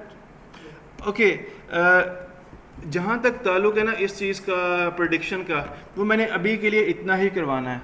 जो बाकी टाइम में मैं आपको क्या करूँगा, अब मैं आपको कुछ चीज़ें प्रैक्टिस के लिए दूंगा और कुछ और बातें बताऊंगा जो कि in general data business analytics में यूज़फुल होती हैं। सबसे पहली बात, फॉर एग्ज़ाम्पल बहुत सारे लोग कहते हैं कि जी हमें प्रैक्टिस करनी है, हमें डेटा सेट कहाँ से मिलेगा या हम कहाँ से करें। मैं आपको एक वेबसाइट बता रहा हूँ, अगर आप लोगों का इंटरनेट चल रहा है, जो कि चलना चाहिए, everyone just visit with me www.kaggle.com kaggle.com। और इसमें अभी के अभी अकाउंट बनाया, आपको जीमेल का आईडी इसमें चल जाता है। अपने जीमेल से इसको चलाएं, इसको साइन इन करें और इसको मेरे पास फॉर एग्जांपल मैंने ऑलरेडी इसमें साइन इन किया हुआ है।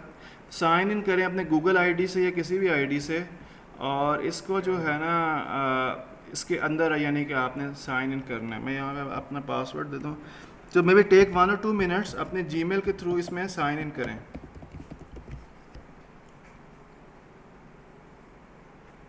और मैं आपको यानी कि अगर आपने पैसे भी कमाने तो उसके यानी कि तो वो भी इसमें है, इसका मेथड वो मैं आपको बताता हूँ।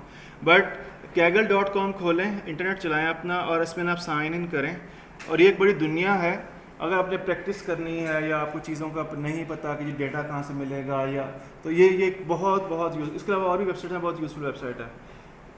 जो लोग ऑनलाइन बैठे हो, आपको समझ kaggle.com का पता चल गया, इसमें साइन इन करें। Are you with me? आपको समझ लग रही है ऑनलाइन जो बैठे हो? ठीक है, kaggle.com खोलें, उसमें साइन इन करें और ये आपके पास इस तरह से Kaggle और होम कंपटीशन डेटा सेट्स इस तरह से एक पूरी चीज़ आ जाएगी। मैं आपको इसमें बारी बारी थोड़ा ब्रीफली बताता हूँ और ये आप लोगों को बहुत हेल्प करेगी किसी भी फील्ड में। आप कंप्यूटर साइंस में, मेडिकल में, ये बिज़नेस में, सेल्स में, मार्केटिंग में, इंजीनियरिंग में, हर फील्ड में आपको यहाँ पे रेलेवेंट आपको सूटेबल चीज़ें मिलेंगी। आपका हो गया कि नहीं? चल रहा है नेट के नहीं? ये चल रहा है,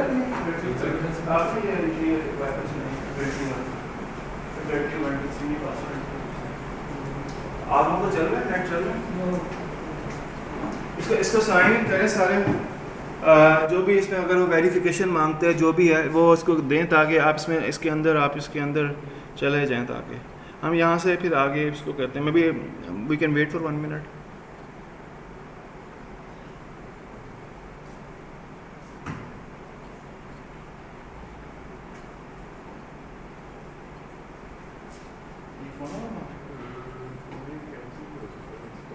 बस ठीक, होम में हो गया साइन इन, आप हो गया साइन इन, साइन इन हो गया, हो गया।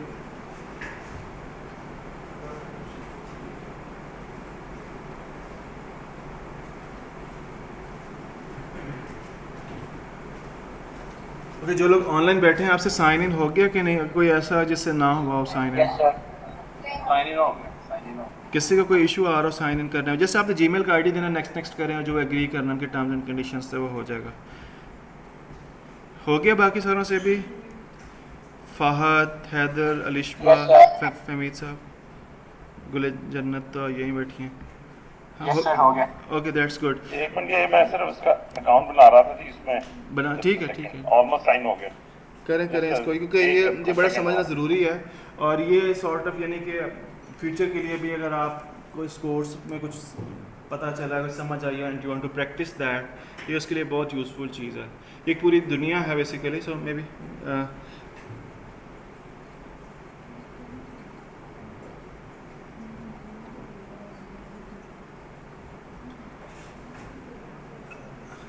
फमीद साहब हो गया या?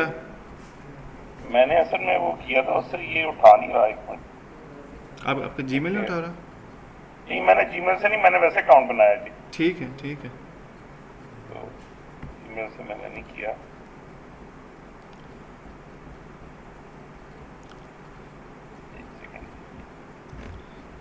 May be we can wait for 1 minute, फिर हम इसको करते हैं।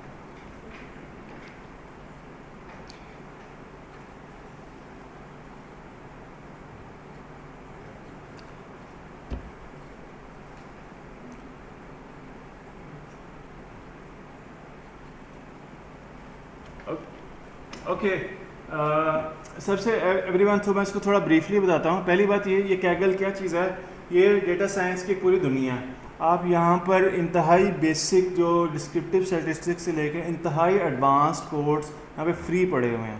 तो बेसिकली होता क्या है, सबसे पहली बात हम इसको कुछ टैब्स देखते हैं। यहाँ पर अगर आप कॉम्पिटिशन्स में जाएं तो इस वक्त इस पे ना हर वक्त कॉम्पिटिशन्स ओपन होते हैं, ये पेड कॉम्पिटिशन होते हैं। कंपनीज क्या करती हैं, इवन फॉर एग्जांपल अगर आप यहाँ पे देखें गूगल AI फॉर कोड, आप कॉम्पिटिशन्स के अगर आप टैब में जाएँ तो यहाँ पर इस वक्त बहुत सारी कंपनीज बेसिकली पैसे दे रही हैं। होता यह है कि आप एक टीम बनाएं, 2 लोगों की 3 लोगों की, आप यहाँ पे रजिस्टर कर सकते हैं ऑनलाइन बैठे बैठे, और ये कंपनीज ने अपने डेटा सेट्स दिए हुए हैं और अपनी प्रॉब्लम भी दी हुई है, और ज़्यादातर प्रॉब्लम्स वो प्रेडिक्शन से ही रेलेवेंट होती हैं या कि जी। तो ये आप देखें यहाँ पर इफ़ यू अगर आपकी सेम स्क्रीन मेरे वाली है, आपको यहाँ पे टोक्यो स्टॉक एक्सचेंज प्रेडिक्शन मिल रहा है कि नहीं मिल रहा? नहीं मिल रहा? बिलाल नहीं मिल रहा? इसको सर्च कर लो बेशक। ऑल कॉम्पिटिशन या टोक्यो स्टॉक एक्सचेंज प्रेडिक्शन यहाँ पे है। तो बेसिकली अब ये एक जो भी कंपनी है $63,000 इसकी प्राइस है। मींस आप यहाँ पे इन्होंने, और अगर आप इस कंपटीशन पे क्लिक करेंगे, मैं इस पे जा रहा हूँ, ये जो अगर आप लोगों को नहीं मिल रहा था उसको सर्च में सर्च कर लें, JPX Tokyo stock exchange competition prediction. तो ये प्रेडिक्शन का प्रोजेक्ट है। अगर आप इस पर क्लिक करेंगे तो यहाँ पर बेसिकली क्या होगा, ये कंपनी एक कंपनी है, ये जो भी इदारा है, उसने बेसिकली यहाँ पर ना एक पूरा डिस्क्रिप्शन दी है कि भाई हमारा ये जो प्रोजेक्ट किस चीज़ से रेलेवेंट है। नाम से लग रहा है कि वो स्टॉक मार्केट के रेट्स को प्रेडिक्ट करवाना चाहते हैं। समझ लगी इस बात की? आप यहाँ पे ओवरव्यू पढ़ सकते हैं। सेकंड, यहाँ पर उन्होंने यहाँ पे अगर आप डेटा टैब में जाएँ तो उन्होंने स्टॉक मार्केट का डेटा ऑलरेडी CSV फॉर्मेट में दिया हुआ है। अगर आप डेटा टैब में जाएँ तो यहाँ पर आपको कंपनीज़ का डेटा ऑलरेडी अवेलेबल है, जस्ट आपने डाउनलोड पे जा क्लिक करना है, आपका वो डेटा डाउनलोड हो जाएगा। आप इसको पाइथन में इंपोर्ट करें और यहाँ पर अंडरस्टैंड एंड एक्सेप्ट करें तो ये आपका डेटा बेसिकली क्या हो जाएगा, यहाँ पर ऑलरेडी इंपोर्ट हो जाएगा, डाउनलोड हो जाएगा। Did you guys get that?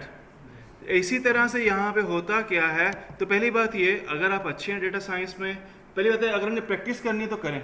आपके यहाँ पे एक रियल कंपनीज का डेटा है, और ये तो मैंने अभी आपको सिर्फ बिजनेस की एग्जांपल दी है ना, इवन हेल्थ में, कंप्यूटर साइंस में, और बहुत सारे यहाँ पे हर तरह के डेटा सेट अवेलेबल है। तो जो भी आपका फील्ड ऑफ इंटरेस्ट है उसके डेटा को डाउनलोड करें, ये डेटा के डिस्क्रिप्शन पढ़ें, उन्होंने यहाँ पे बताया हुआ है। इवन उन्होंने फॉर एग्जांपल अगर आप ओवरव्यू में जाएँ तो आप ओवरव्यू में डिस्क्रिप्शन के बाद इवेलुएशन है, मीन्स वो किस बेस पे आपके प्रोजेक्ट को जज करेंगे। तो वो यहाँ पे फॉर एग्जांपल उन्होंने बताया होगा कि जी जिसकी प्रेडिक्शन सबसे अच्छी होगी उसको वो ऑब्वियसली वो नंबर 1 प्राइस देंगे। और यहाँ पर ये प्राइजेस भी उन्होंने बताए हुए हैं, जो फर्स्ट आएगा उसको $20,000 प्राइस मिलेगा, जो सेकंड आएगा उसको $10,000। तो पूरी दुनिया से लोग यहाँ पे बैठे टीम्स बना के पार्टिसिपेट करते हैं और जीतते हैं। तो और फॉर एग्जांपल होता ये भी कि जो शख्स यहाँ पे अगर फर्स्ट पोजीशन ले लेना तो उसको किसी कंपनी में जॉब लेने में मसला नहीं होता, क्योंकि कैगल का कंपटीशन विन करना इट मीन्स कि आपको कुछ आता है, और कंपनीज़ में जो आपकी हायरिंग है दुनिया भर में बहुत आसान हो जाती है। मीन्स अगर आप लिखें अपनी CV में जो कैगल का मैंने कंपटीशन विन किया है, फॉर श्योर आपकी हायरिंग जो है वो बहुत आसान हो जाती है। इट मीन्स कि आपको काम आता है। समझ लगी इस बात की? तो ये तो प्राइजेज हो गए। तो दूसरा इसका फ़ायदा ये है, आप डेटा में जाएँ आपको डेटा मिल जाएगा। ये 1.28 GB का डेटा, इट मीन्स ये बहुत बड़ा डेटा है, रीज़नेबली बड़ा डेटा है। ट्रेन फाइल्स, टेस्ट फाइल्स, यहाँ पर सारा डेटा उन्होंने दिया हुआ है, उसमें हर चीज़ जो आपकी स्टॉक मार्केट की डिस्क्रिप्शन वगैरह दी है। तीसरा, आपके सीखने के लिए इसमें क्या, आपने डेटा, ये अगर आप कोड के बटन में जाएंगे ना तो बहुत सारे लोगों ने ना ऑलरेडी डेटा डाउनलोड करके उस पर एनालिसिस करके ना कोड यहाँ पे डाला हुआ है। तो अगर आप कोड के बटन में जाएंगे तो ये यहाँ पर आप फ़िल्टर्स में ना कोड में जाएँ और फिल्टर्स में यहाँ पे लैंग्वेज में पाइथन करें। लोगों ने R में भी काम किया हुआ है। तो बहुत सारे लोगों ने ना ऑलरेडी यहाँ पे जो है फॉर एग्ज़ाम्पल ये अपने कोड्स ऑलरेडी डाले हुए हैं। तो मैंने अगर फॉर एग्ज़ाम्पल यहाँ अगर अब ये बेसिकली आपकी जुपिटर नोटबुक्स ही हैं, अगर अब यहाँ पे एक मेरे पास, मैंने कोड में गया तो मेरे पास स्टार्ट में JPX एक्सपेरिमेंट आ रहा है। अगर मैं यहाँ पे क्लिक करूँगा तो यहाँ पर इसने जो अपना कोड डाला हुआ है ना, ये जापानीज़ है बेसिकली, जो इसका कोड है यहाँ पे इसने सारा लिखा हुआ है। ये आप देख रहे हैं इंपोर्ट numpy as np, पता नहीं आपको नज़र आ रहा है कि नहीं आ रहा, कि उसने पाइथन में ही अपना ये कोड लिखा हुआ है प्रेडिक्शन का। ये इंपोर्ट numpy as np, ये मैंने आपको करवाया है, अभी करवाया कि नहीं करवाया। इंपोर्ट pandas as pd आ रहा है, इंपोर्ट matplotlib, ये भी मैंने आपको करवाया है। प्लस इसमें और भी लाइब्रेरीज़ हैं। तो ये इसने अपने सारे का सारा कोड यहाँ लिखा हुआ है, इसको एक्सप्लेन भी किया हुआ है, तो आप इसको रन कर सकते हैं, इसको समझने की कोशिश करें कि इसने किया क्या है और ये सारा कुछ। तो ये आपके लिए बहुत यूज़फुल चीज़ है, नहीं समझ लगी? तो आपके लिए प्रैक्टिस के लिए डेटा भी अवेलेबल है, प्लस दूसरे लोगों का काम भी अवेलेबल है। तो आप चाहें तो आप यहाँ पे अपना भी डेटा जो है यहाँ पे आप लोग अपना नोटबुक बना के पोस्ट भी कर सकते हैं। तो मैं अगर फॉर एग्जांपल कोई एक आधा और यहाँ पे लॉगिन करूँ, ओपन करूँ, तो यहाँ पे बेसिकली बहुत सारे लोगों ने अपनी फाइल्स वगैरह यहाँ पे डाली हुई हैं। Did you guys get that कि नहीं? कुछ समझ लगी है? तो ये अगर आप लोगों ने प्रैक्टिस करनी है तो यहाँ पे पहली बात ये आप कॉम्पिटिशन्स में जाएँ, आपको बहुत सारे कॉम्पिटिशन इस वक्त एक्टिव हैं। गूगल का भी कॉम्पिटिशन चल रहा है, understand code in Python notebooks, Google अच्छे पैसे दे रहा है। फीडबैक फॉर एग्जांपल, ये कुछ तो यानी आपसे रेलेवेंट होंगे, कुछ नहीं होंगे। और फॉर एग्जांपल ये प्रेडिक्ट फ्यूचर सेल्स, ये भी एक कंपटीशन चल रहा है कि यहाँ पर फ्यूचर सेल्स को प्रेडिक्ट करना चाहता हूँ तो आप लोग कर सकते हो। Titanic machine learning for disaster, ये भी आई डोंट इनको टाइटैनिक का डेटा दिया होगा। ये विदाउट प्राइज़ हैं, जिनके जो प्राइज़ वाले होती है, ये सिर्फ नॉलेज के लिए। जो प्राइज़ वाले हैं उनके आगे प्राइस लिखा हुआ है यहाँ पे, $10,000 है, $15,000 है। तो इस वक्त जो एक्टिव कॉम्पिटिशन्स हैं वो, तो आप इनमें हिस्सा ले सकते हैं। सेकंड, अगर आपको डेटा का मसला है, मैं अपने स्टूडेंट के, अगर आप यहाँ पे लेफ्ट साइड पे डेटा सेट्स के टैब में जाएँ तो आपको बहुत सारे डेटा सेट्स मिल जाएंगे। कोई भी, फॉर एग्जांपल आप किस फील्ड में इंटरेस्टेड हैं, कोविड का डेटा चाहते हैं, आप यहाँ पे कोविड सर्च करें, आपको कोविड का बेइंतहा डेटा मिल जाएगा। कोविड-19 डेटा सेट, कोविड-19 इन इंडिया वगैरह वगैरह। और आपको कोई भी, आप फॉर एग्जांपल डेटा सेट चाहते हैं और किस चीज़ का, आप फॉर एग्जांपल सेल्स का कोई डेटा सेट चाहते हैं, आप सेल्स लिखें, supermarket sales, video game sales, बेइंतहा डेटा सेट्स मिल जाएंगे। अगर आप कार्स का डेटा सेट चाहते हैं, कार्स लिखें। इनमें से किसी भी डेटा सेट को आप डाउनलोड करें, उसके डिस्क्रिप्शन पढ़ें, उस पर प्रैक्टिस करें। You guys get that? तो ये बड़ा ज़रूरी है, प्रैक्टिस के बगैर नहीं समझ आने वाला आप लोगों को। तो प्रैक्टिस भी करें, प्लस दूसरे लोगों ने अपनी नोटबुक्स दी भी हुई हैं, उसको पढ़ें, उसको समझें, उसने क्या किया, कौन सा ग्राफ बनाया, कौन सी लाइब्रेरी यूज़ किया। You guys get that? आप में से कितने लोगों को पहले कैगल का पता था? एक को पता था, बाकियों को नहीं पता था, आपको भी पता था, 2 लोगों को पता था। बट इन जनरल ये एक बड़ी यूज़फुल चीज़ है जिसको आप लोग कर सकते हैं। और कैगल से रिलेवेंट किसी को कोई क्वेश्चन हो? जी अलिशबा, पूछना है आपने? कुछ पूछे और किसी ने कुछ पूछना है इस बारे में? तो अगेन ये एक बड़ी अगर आप कोड में जाएंगे तो आपको रेलेवेंट कोड्स भी मिल जाएंगे। तो मैं इसकी बहुत ज़्यादा हेल्प लेता हूँ। दूसरी जो website maybe we can take a नमाज ब्रेक। फिर मैं आपको गिटहब का कितने लोगों को पता है? 1 को पता है, 2 को पता है, 3 को पता है, 4 को पता है, बाकियों को नहीं पता। GitHub एक .com, इसमें भी अपना अकाउंट बना लें ब्रेक के दौरान। इसके बारे में आपको बताऊंगा। और ये दुनिया में मेरे ख्याल में शायद कोडिंग का सबसे बड़ा डेटाबेस है, ओपन सोर्स सबसे बड़ा डेटाबेस है। और मैं अपने इवन जो मैंने नोटबुक्स बनाई है ना, मैं अपनी सारी की सारी नोटबुक्स यहाँ पे अपलोड करता हूँ ऑनलाइन, और मैं आपको इसके बारे में दिखाऊँगा। ये मैंने आपका साइन इन ऑलरेडी किया हुआ है, लेकिन अगर आप लोग करना चाहते हैं तो आप इसको साइन इन करें। इसके बारे में हम नमाज ब्रेक लेते हैं, 15 मिनट के बारे में हम डिस्कस करेंगे। ये 2 चीज़ें बड़ा ही इंपॉर्टेंट सोर्स है। आपने कुछ भी सीखना है यहाँ पे तकरीबन अवेलेबल होगा, इसको पढ़ के सीख के समझ सकते हैं। So will take 15 minutes break, so will be back around 6:30 और यहाँ से हम कंटिन्यू करेंगे। Thank you.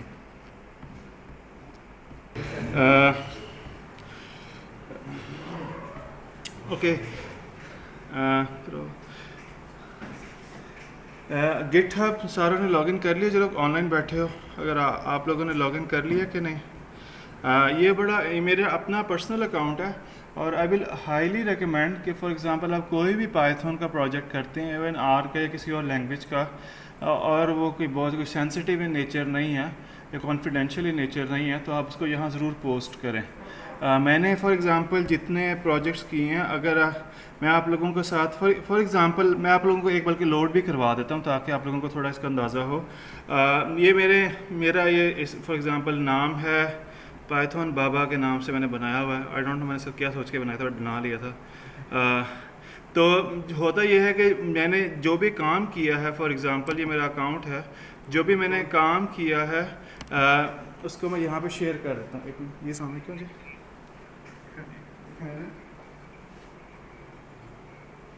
ठीक।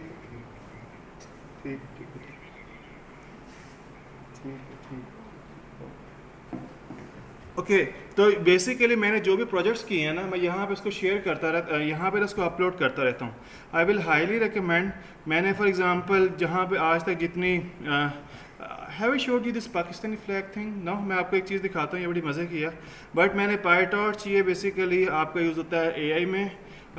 ये सेलिब्रिटीज़ का डेटा सेट है, ये लाइक थोड़ा एआई के प्रोजेक्ट्स जितने मैंने किए हैं, ये सारे के सारे मैंने यहाँ पर ये कैट्स एंड डॉग्स, ये क्लासिफिकेशन जिसकी मैं बात कर रहा था। सो मैंने एक प्रोजेक्ट किया था जिसमें मैंने कैट्स के वो कंप्यूटर जो है वो पिक्चर को देख के डिसाइड करेगा कि कैट की पिक्चर है, डॉग की पिक्चर है। तो ये इमेज रिकग्निशन का प्रोजेक्ट था, तो ये हमने किया था। तो द पॉइंट इज़ जो, और ये सारे जुपिटर नोटबुक में मैंने किए थे। तो जो भी मैं प्रोजेक्ट करता हूँ वो मैं यहाँ पर डाल देता हूँ। फॉर एग्जांपल लॉजिस्टिक रिग्रेशन के, ऊक के।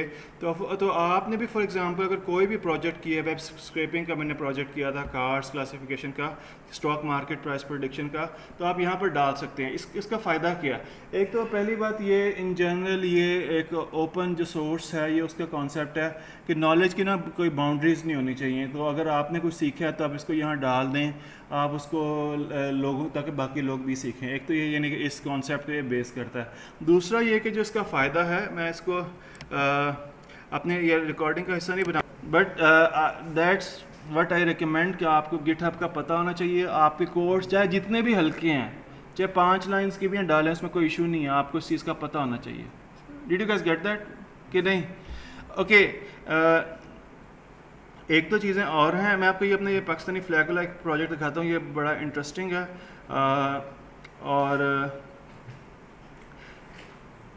और मेरे ख्याल में इसमें हमें कोई ख़ास टेक्निकली था करना, बस मेरे ख्याल में हम इसको ना शायद 10 मिनट में वाइंड अप कर देंगे। अब जहाँ तक बात रही है सर्टिफिकेट्स की, हमने ये डिसाइड किया है कि जिसकी 60% से ज़्यादा अटेंडेंस है उसको हम सर्टिफिकेट देंगे, जिसकी नहीं है उसको हम नहीं देंगे सर्टिफिकेट अनलेस यू जस्टिफाई बरल। और सर्टिफिकेट्स हम कब देंगे? मुझे पता था कि आज संडे है और लोगों का स्पेशली आना मुश्किल है। जैसे ही आपके एग्ज़ाम ख़त्म होंगे, जैसे ही मेरे ख्याल में 30th के एग्ज़ाम ख़त्म होने, किसी वर्किंग डे में मैं आपको बता दूंगा। आप यहाँ 5-6 बजे के करीब मैं आपको टाइम भी बता दूँगा, किसी वर्किंग डे में रख लेंगे जब मेजॉरिटी स्टूडेंट्स यहाँ पे हों। तो हम आपको एक बाकायदा एक सेरेमनी करके, जिसमें HOD या डायरेक्टर को इनवाइट करके आपको हम सर्टिफिकेट्स डिस्ट्रीब्यूट कर देंगे। लेकिन जो सर्टिफिकेट की सॉफ्ट कॉपी है ना, वो मैं आपको आज या कल में ही डिस्ट्रीब्यूट कर दूँगा, ताकि अगर आपने कहीं डिस्प्ले लिंक्डइन पे करना है, कुछ भी करना है, वो आप करना है। जिसकी हार्ड कॉपी है वो मैं आपको प्रोबेबली जो by the end of this month जब एग्ज़ाम्स ख़त्म होंगे, तो तब आप हम छोटी सी एक सेरेमनी करके उस पर हम डिस्ट्रीब्यूट कर लेंगे। ठीक हो गया? और तब आपसे एक वो हमें फ़ीडबैक फॉर्म चाहिए था, वो हम फ़ीडबैक फॉर्म है वो आप फिल कर दिएगा कि what do you want like to be improved, और इसमें क्या वीकनेसेस थी और क्या स्ट्रेंथ्स थी, वो आप हमें फ़ीडबैक भी दे दीजिएगा। ठीक हो गया? एक जस्ट आपको प्रोजेक्ट दिखाता हूँ एंड देन जो will just wind it up.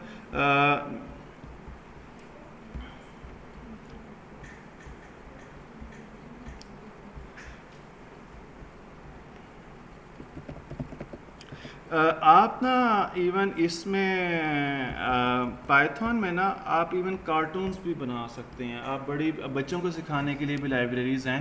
For example आप बच्चों को कोडिंग सिखाने के लिए if you want them to draw a triangle और अ रेक्टेंगल, और तो बेसिक कार्टून्स भी इसमें बनते हैं। तो ये बेसिकली हुआ ये था कि लास्ट ईयर जो 14 अगस्त थी ना, तो उस पर पता नहीं बैठे बैठे मेरे दिल में क्या ख्याल आया कि यार चलो पाकिस्तानी झंडा बना के देखते हैं। एंड सो एक लाइब्रेरी है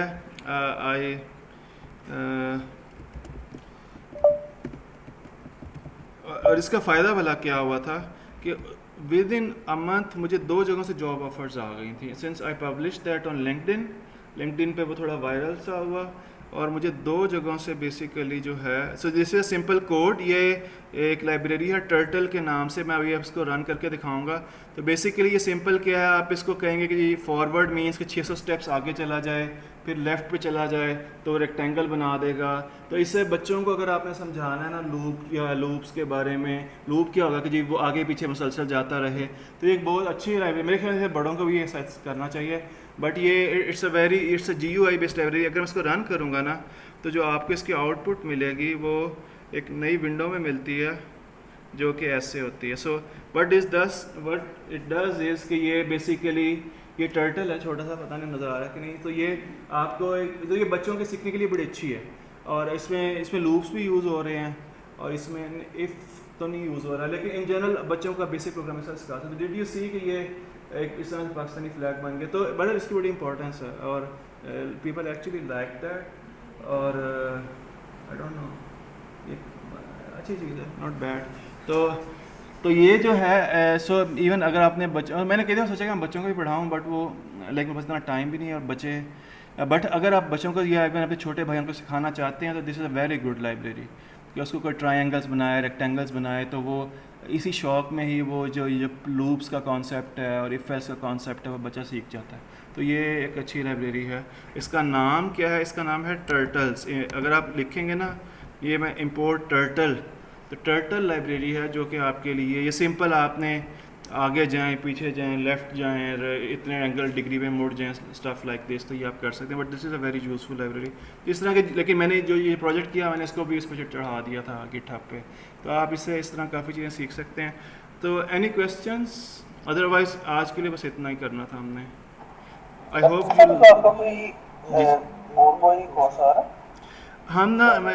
हम ना इस समर्स में एग्ज़ाम्स के बाद हम 2 कोर्स कंफर्म है, तीसरा अभी वहाँ अप्रूव करवा लेंगे। एक मेरा स्टूडेंट है, आप में से मुझे पता है और भी लोगों ने हमें उन्होंने कहा था फ्रीलांसिंग का अगर आप जानना चाहते हैं तो वो उसकी कोई 1500 रुपये शायद फ़ीस है और वो कोई 2 दिन का कोर्स है, और वो बच्चा बहुत अच्छा फ्रीलांसिंग के पैसे कमाता है। हमारे स्टूडेंट है BBA का, तो अगर वो आपका प्रैक्टिकली फाइवर पे अकाउंट खुलवाएगा और क्या होता है फाइवर, अपवर्क पे और इस तरह, और वो आपको प्रैक्टिकली पेमेंट वगैरह और आपको वो गिग्स अपनी कैसे करनी, तो आपको सारा सिखाएगा। अगर आप इसके अलावा जो मैं लेकिन उसमें मेरी हैसियत सेकेंडरी है, मेन रोल उस बच्चे का, स्टूडेंट का। इसके अलावा हमारा कोर्स अभी आ रहा है पावर BI का। अगर आप पावर BI सीखना चाहते हैं along with DAX and everything, यानी प्रोग्रामिंग एंड भी और विजुअल एंड भी, तो वो हम इंशाल्लाह बड़े अच्छे से करवाएंगे। प्लस इंशाल्लाह कोर्स फिर हम आगे मशीन लर्निंग का भी लॉन्च करेंगे। बस यही मेरे ख्याल में ये 2 महीने हमारे पास छुट्टियों के होते हैं, 2 महीनों में ये 3 कोर्स हम लॉन्च करेंगे। मशीन लर्निंग का कोर्स है, यानी कि हम एनरोल वगैरह कर सकते हैं। आप लोग वो एनरोल कर सकते हो, पावर भी एनरोल कर सकते हो। और मशीन लर्निंग ज़्यादा उसकी समझ आएगी जिसने पहले पाइथन पढ़ी है। फ्रेश बच्चे को मशीन लर्निंग मुश्किल से समझ आएगी।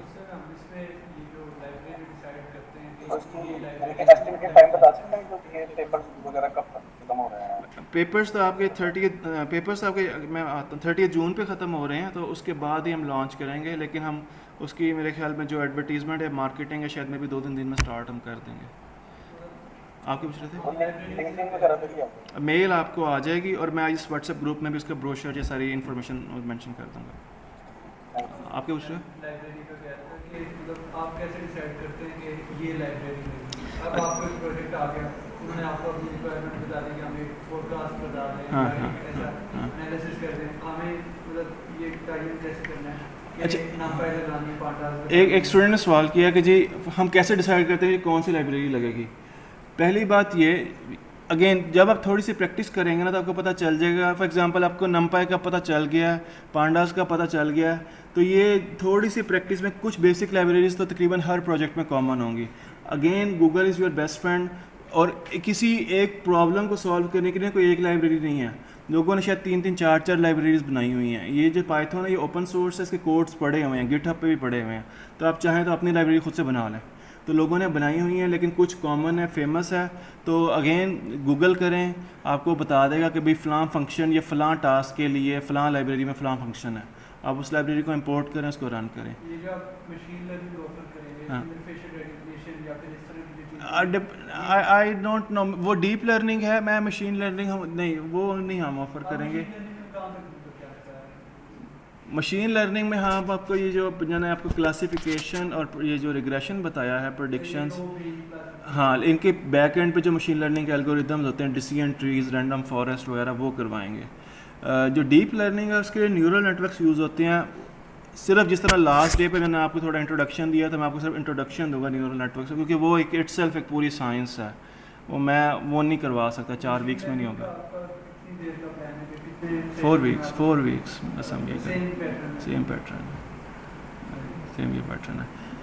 तो यही होगा। अगेन जो आपका मेन क्वेश्चन था लाइब्रेरी का, Google is your best friend, बस मैं यही कह सकता हूँ। और कोई क्वेश्चन? ठीक है, I am just signing off. आज के लिए हमने इतना ही करना था, मजीद इसमें कोई टेक्निकल काम। जी डॉक्टर साहब ये एक चीज पूछना चाह रहा था, ये टर्टल का आपने बताया था, एक वो टर्टल कोई अभी मैं देख रहा था टर्टल डेमो या कुछ इस तरह का है लाइब्रेरी में। नहीं, मैं तो सिंपल टर्टल पे काम करता हूँ, और ये अगर आपने अपने बच्चों को सिखाना है ना तो बिलीव में आप इसको बड़े आराम से देखो। अगर आपका बच्चा मीन्स कोई भाई बहन या बेटा या बेटी या कोई भी अगर 5th क्लास ऑनवर्ड्स ना, आप उसको बड़े आराम से सिखा सकते हैं कि वो सीख ले, और बिलीव यू में वो उस पर खुशी से साल भी लगा लेगा ना तो हमसे बेहतर प्रोग्रामर होगा जब वो मैट्रिक या ओ लेवल तक जाएगा। तो अगर आपके बच्चे का एप्टीट्यूड है इस तरफ तो सिखा दें उसको, ये एक अच्छी चीज़ है रादर देन के। और यूके में मैं जिससे बड़ा इम्प्रेस हुआ था, ये 5वीं क्लास में पढ़ाई जाती है पाइथन, और जो जिस तरह हम पढ़ते हैं ना अरेबिक, वहाँ पे पढ़ाई जाती है, हम पढ़ते हैं अरेबिक, वहाँ पे पढ़ाई जाती है फ्रेंच। तो बहुत सारे पेरेंट्स ने ये कहा था कि फ्रेंच छोड़ दें, आप पाइथन पढ़ाएं, और वो बहुत सारे स्कूल्स पढ़ा रहे हैं, तो बच्चे सीख सकते हैं। तो ये इस तरह की लाइब्रेरीज़ और इस तरह की अगर आपने बच्चों को सिखाना, खैर अभी हमारा सेशन ख़त्म हो गया। MIT की एक स्क्रैच, अगर आप लिखें स्क्रैच, MIT यूनिवर्सिटी ने की प्रोजेक्ट है स्क्रैच, मैंने इसकी ट्रेनिंग करवाई हुई थी बच्चों को। ये लाइब्रेरी है जो कि कार्टून्स बेस्ड है बच्चों के लिए, लेकिन ये बेसिकली लाइब्रेरीज़ ये बनाई हुई हैं। लेकिन अगर आपने बच्चों को सिखाना है तो यहाँ पे भी लूप्स वगैरह और सारे कॉन्सेप्ट जो है ना, यानी कि ये प्रोजेक्ट यहाँ पे लोड होगा तो इसके बैक एंड पे जो है ना वो विजुअल्स बेस्ड जो है ना वो सारे, यानी कि ये उन्होंने प्रोग्रामिंग के थ्रू बनाई हुई है ये पूरी की पूरी गेम। लेकिन इसके बैक एंड पे जो है इसके बैक एंड पे ना सारा यानी कि विजुअल लूप्स हैं, विजुअल इफेक्ट्स है। तो अगर आपने सीखना तो यहाँ से भी सीख सकते हैं बच्चों के लिए अच्छे। ठीक है, that's all for today. Any questions? I am just signing off. Thank you very much. Thank you.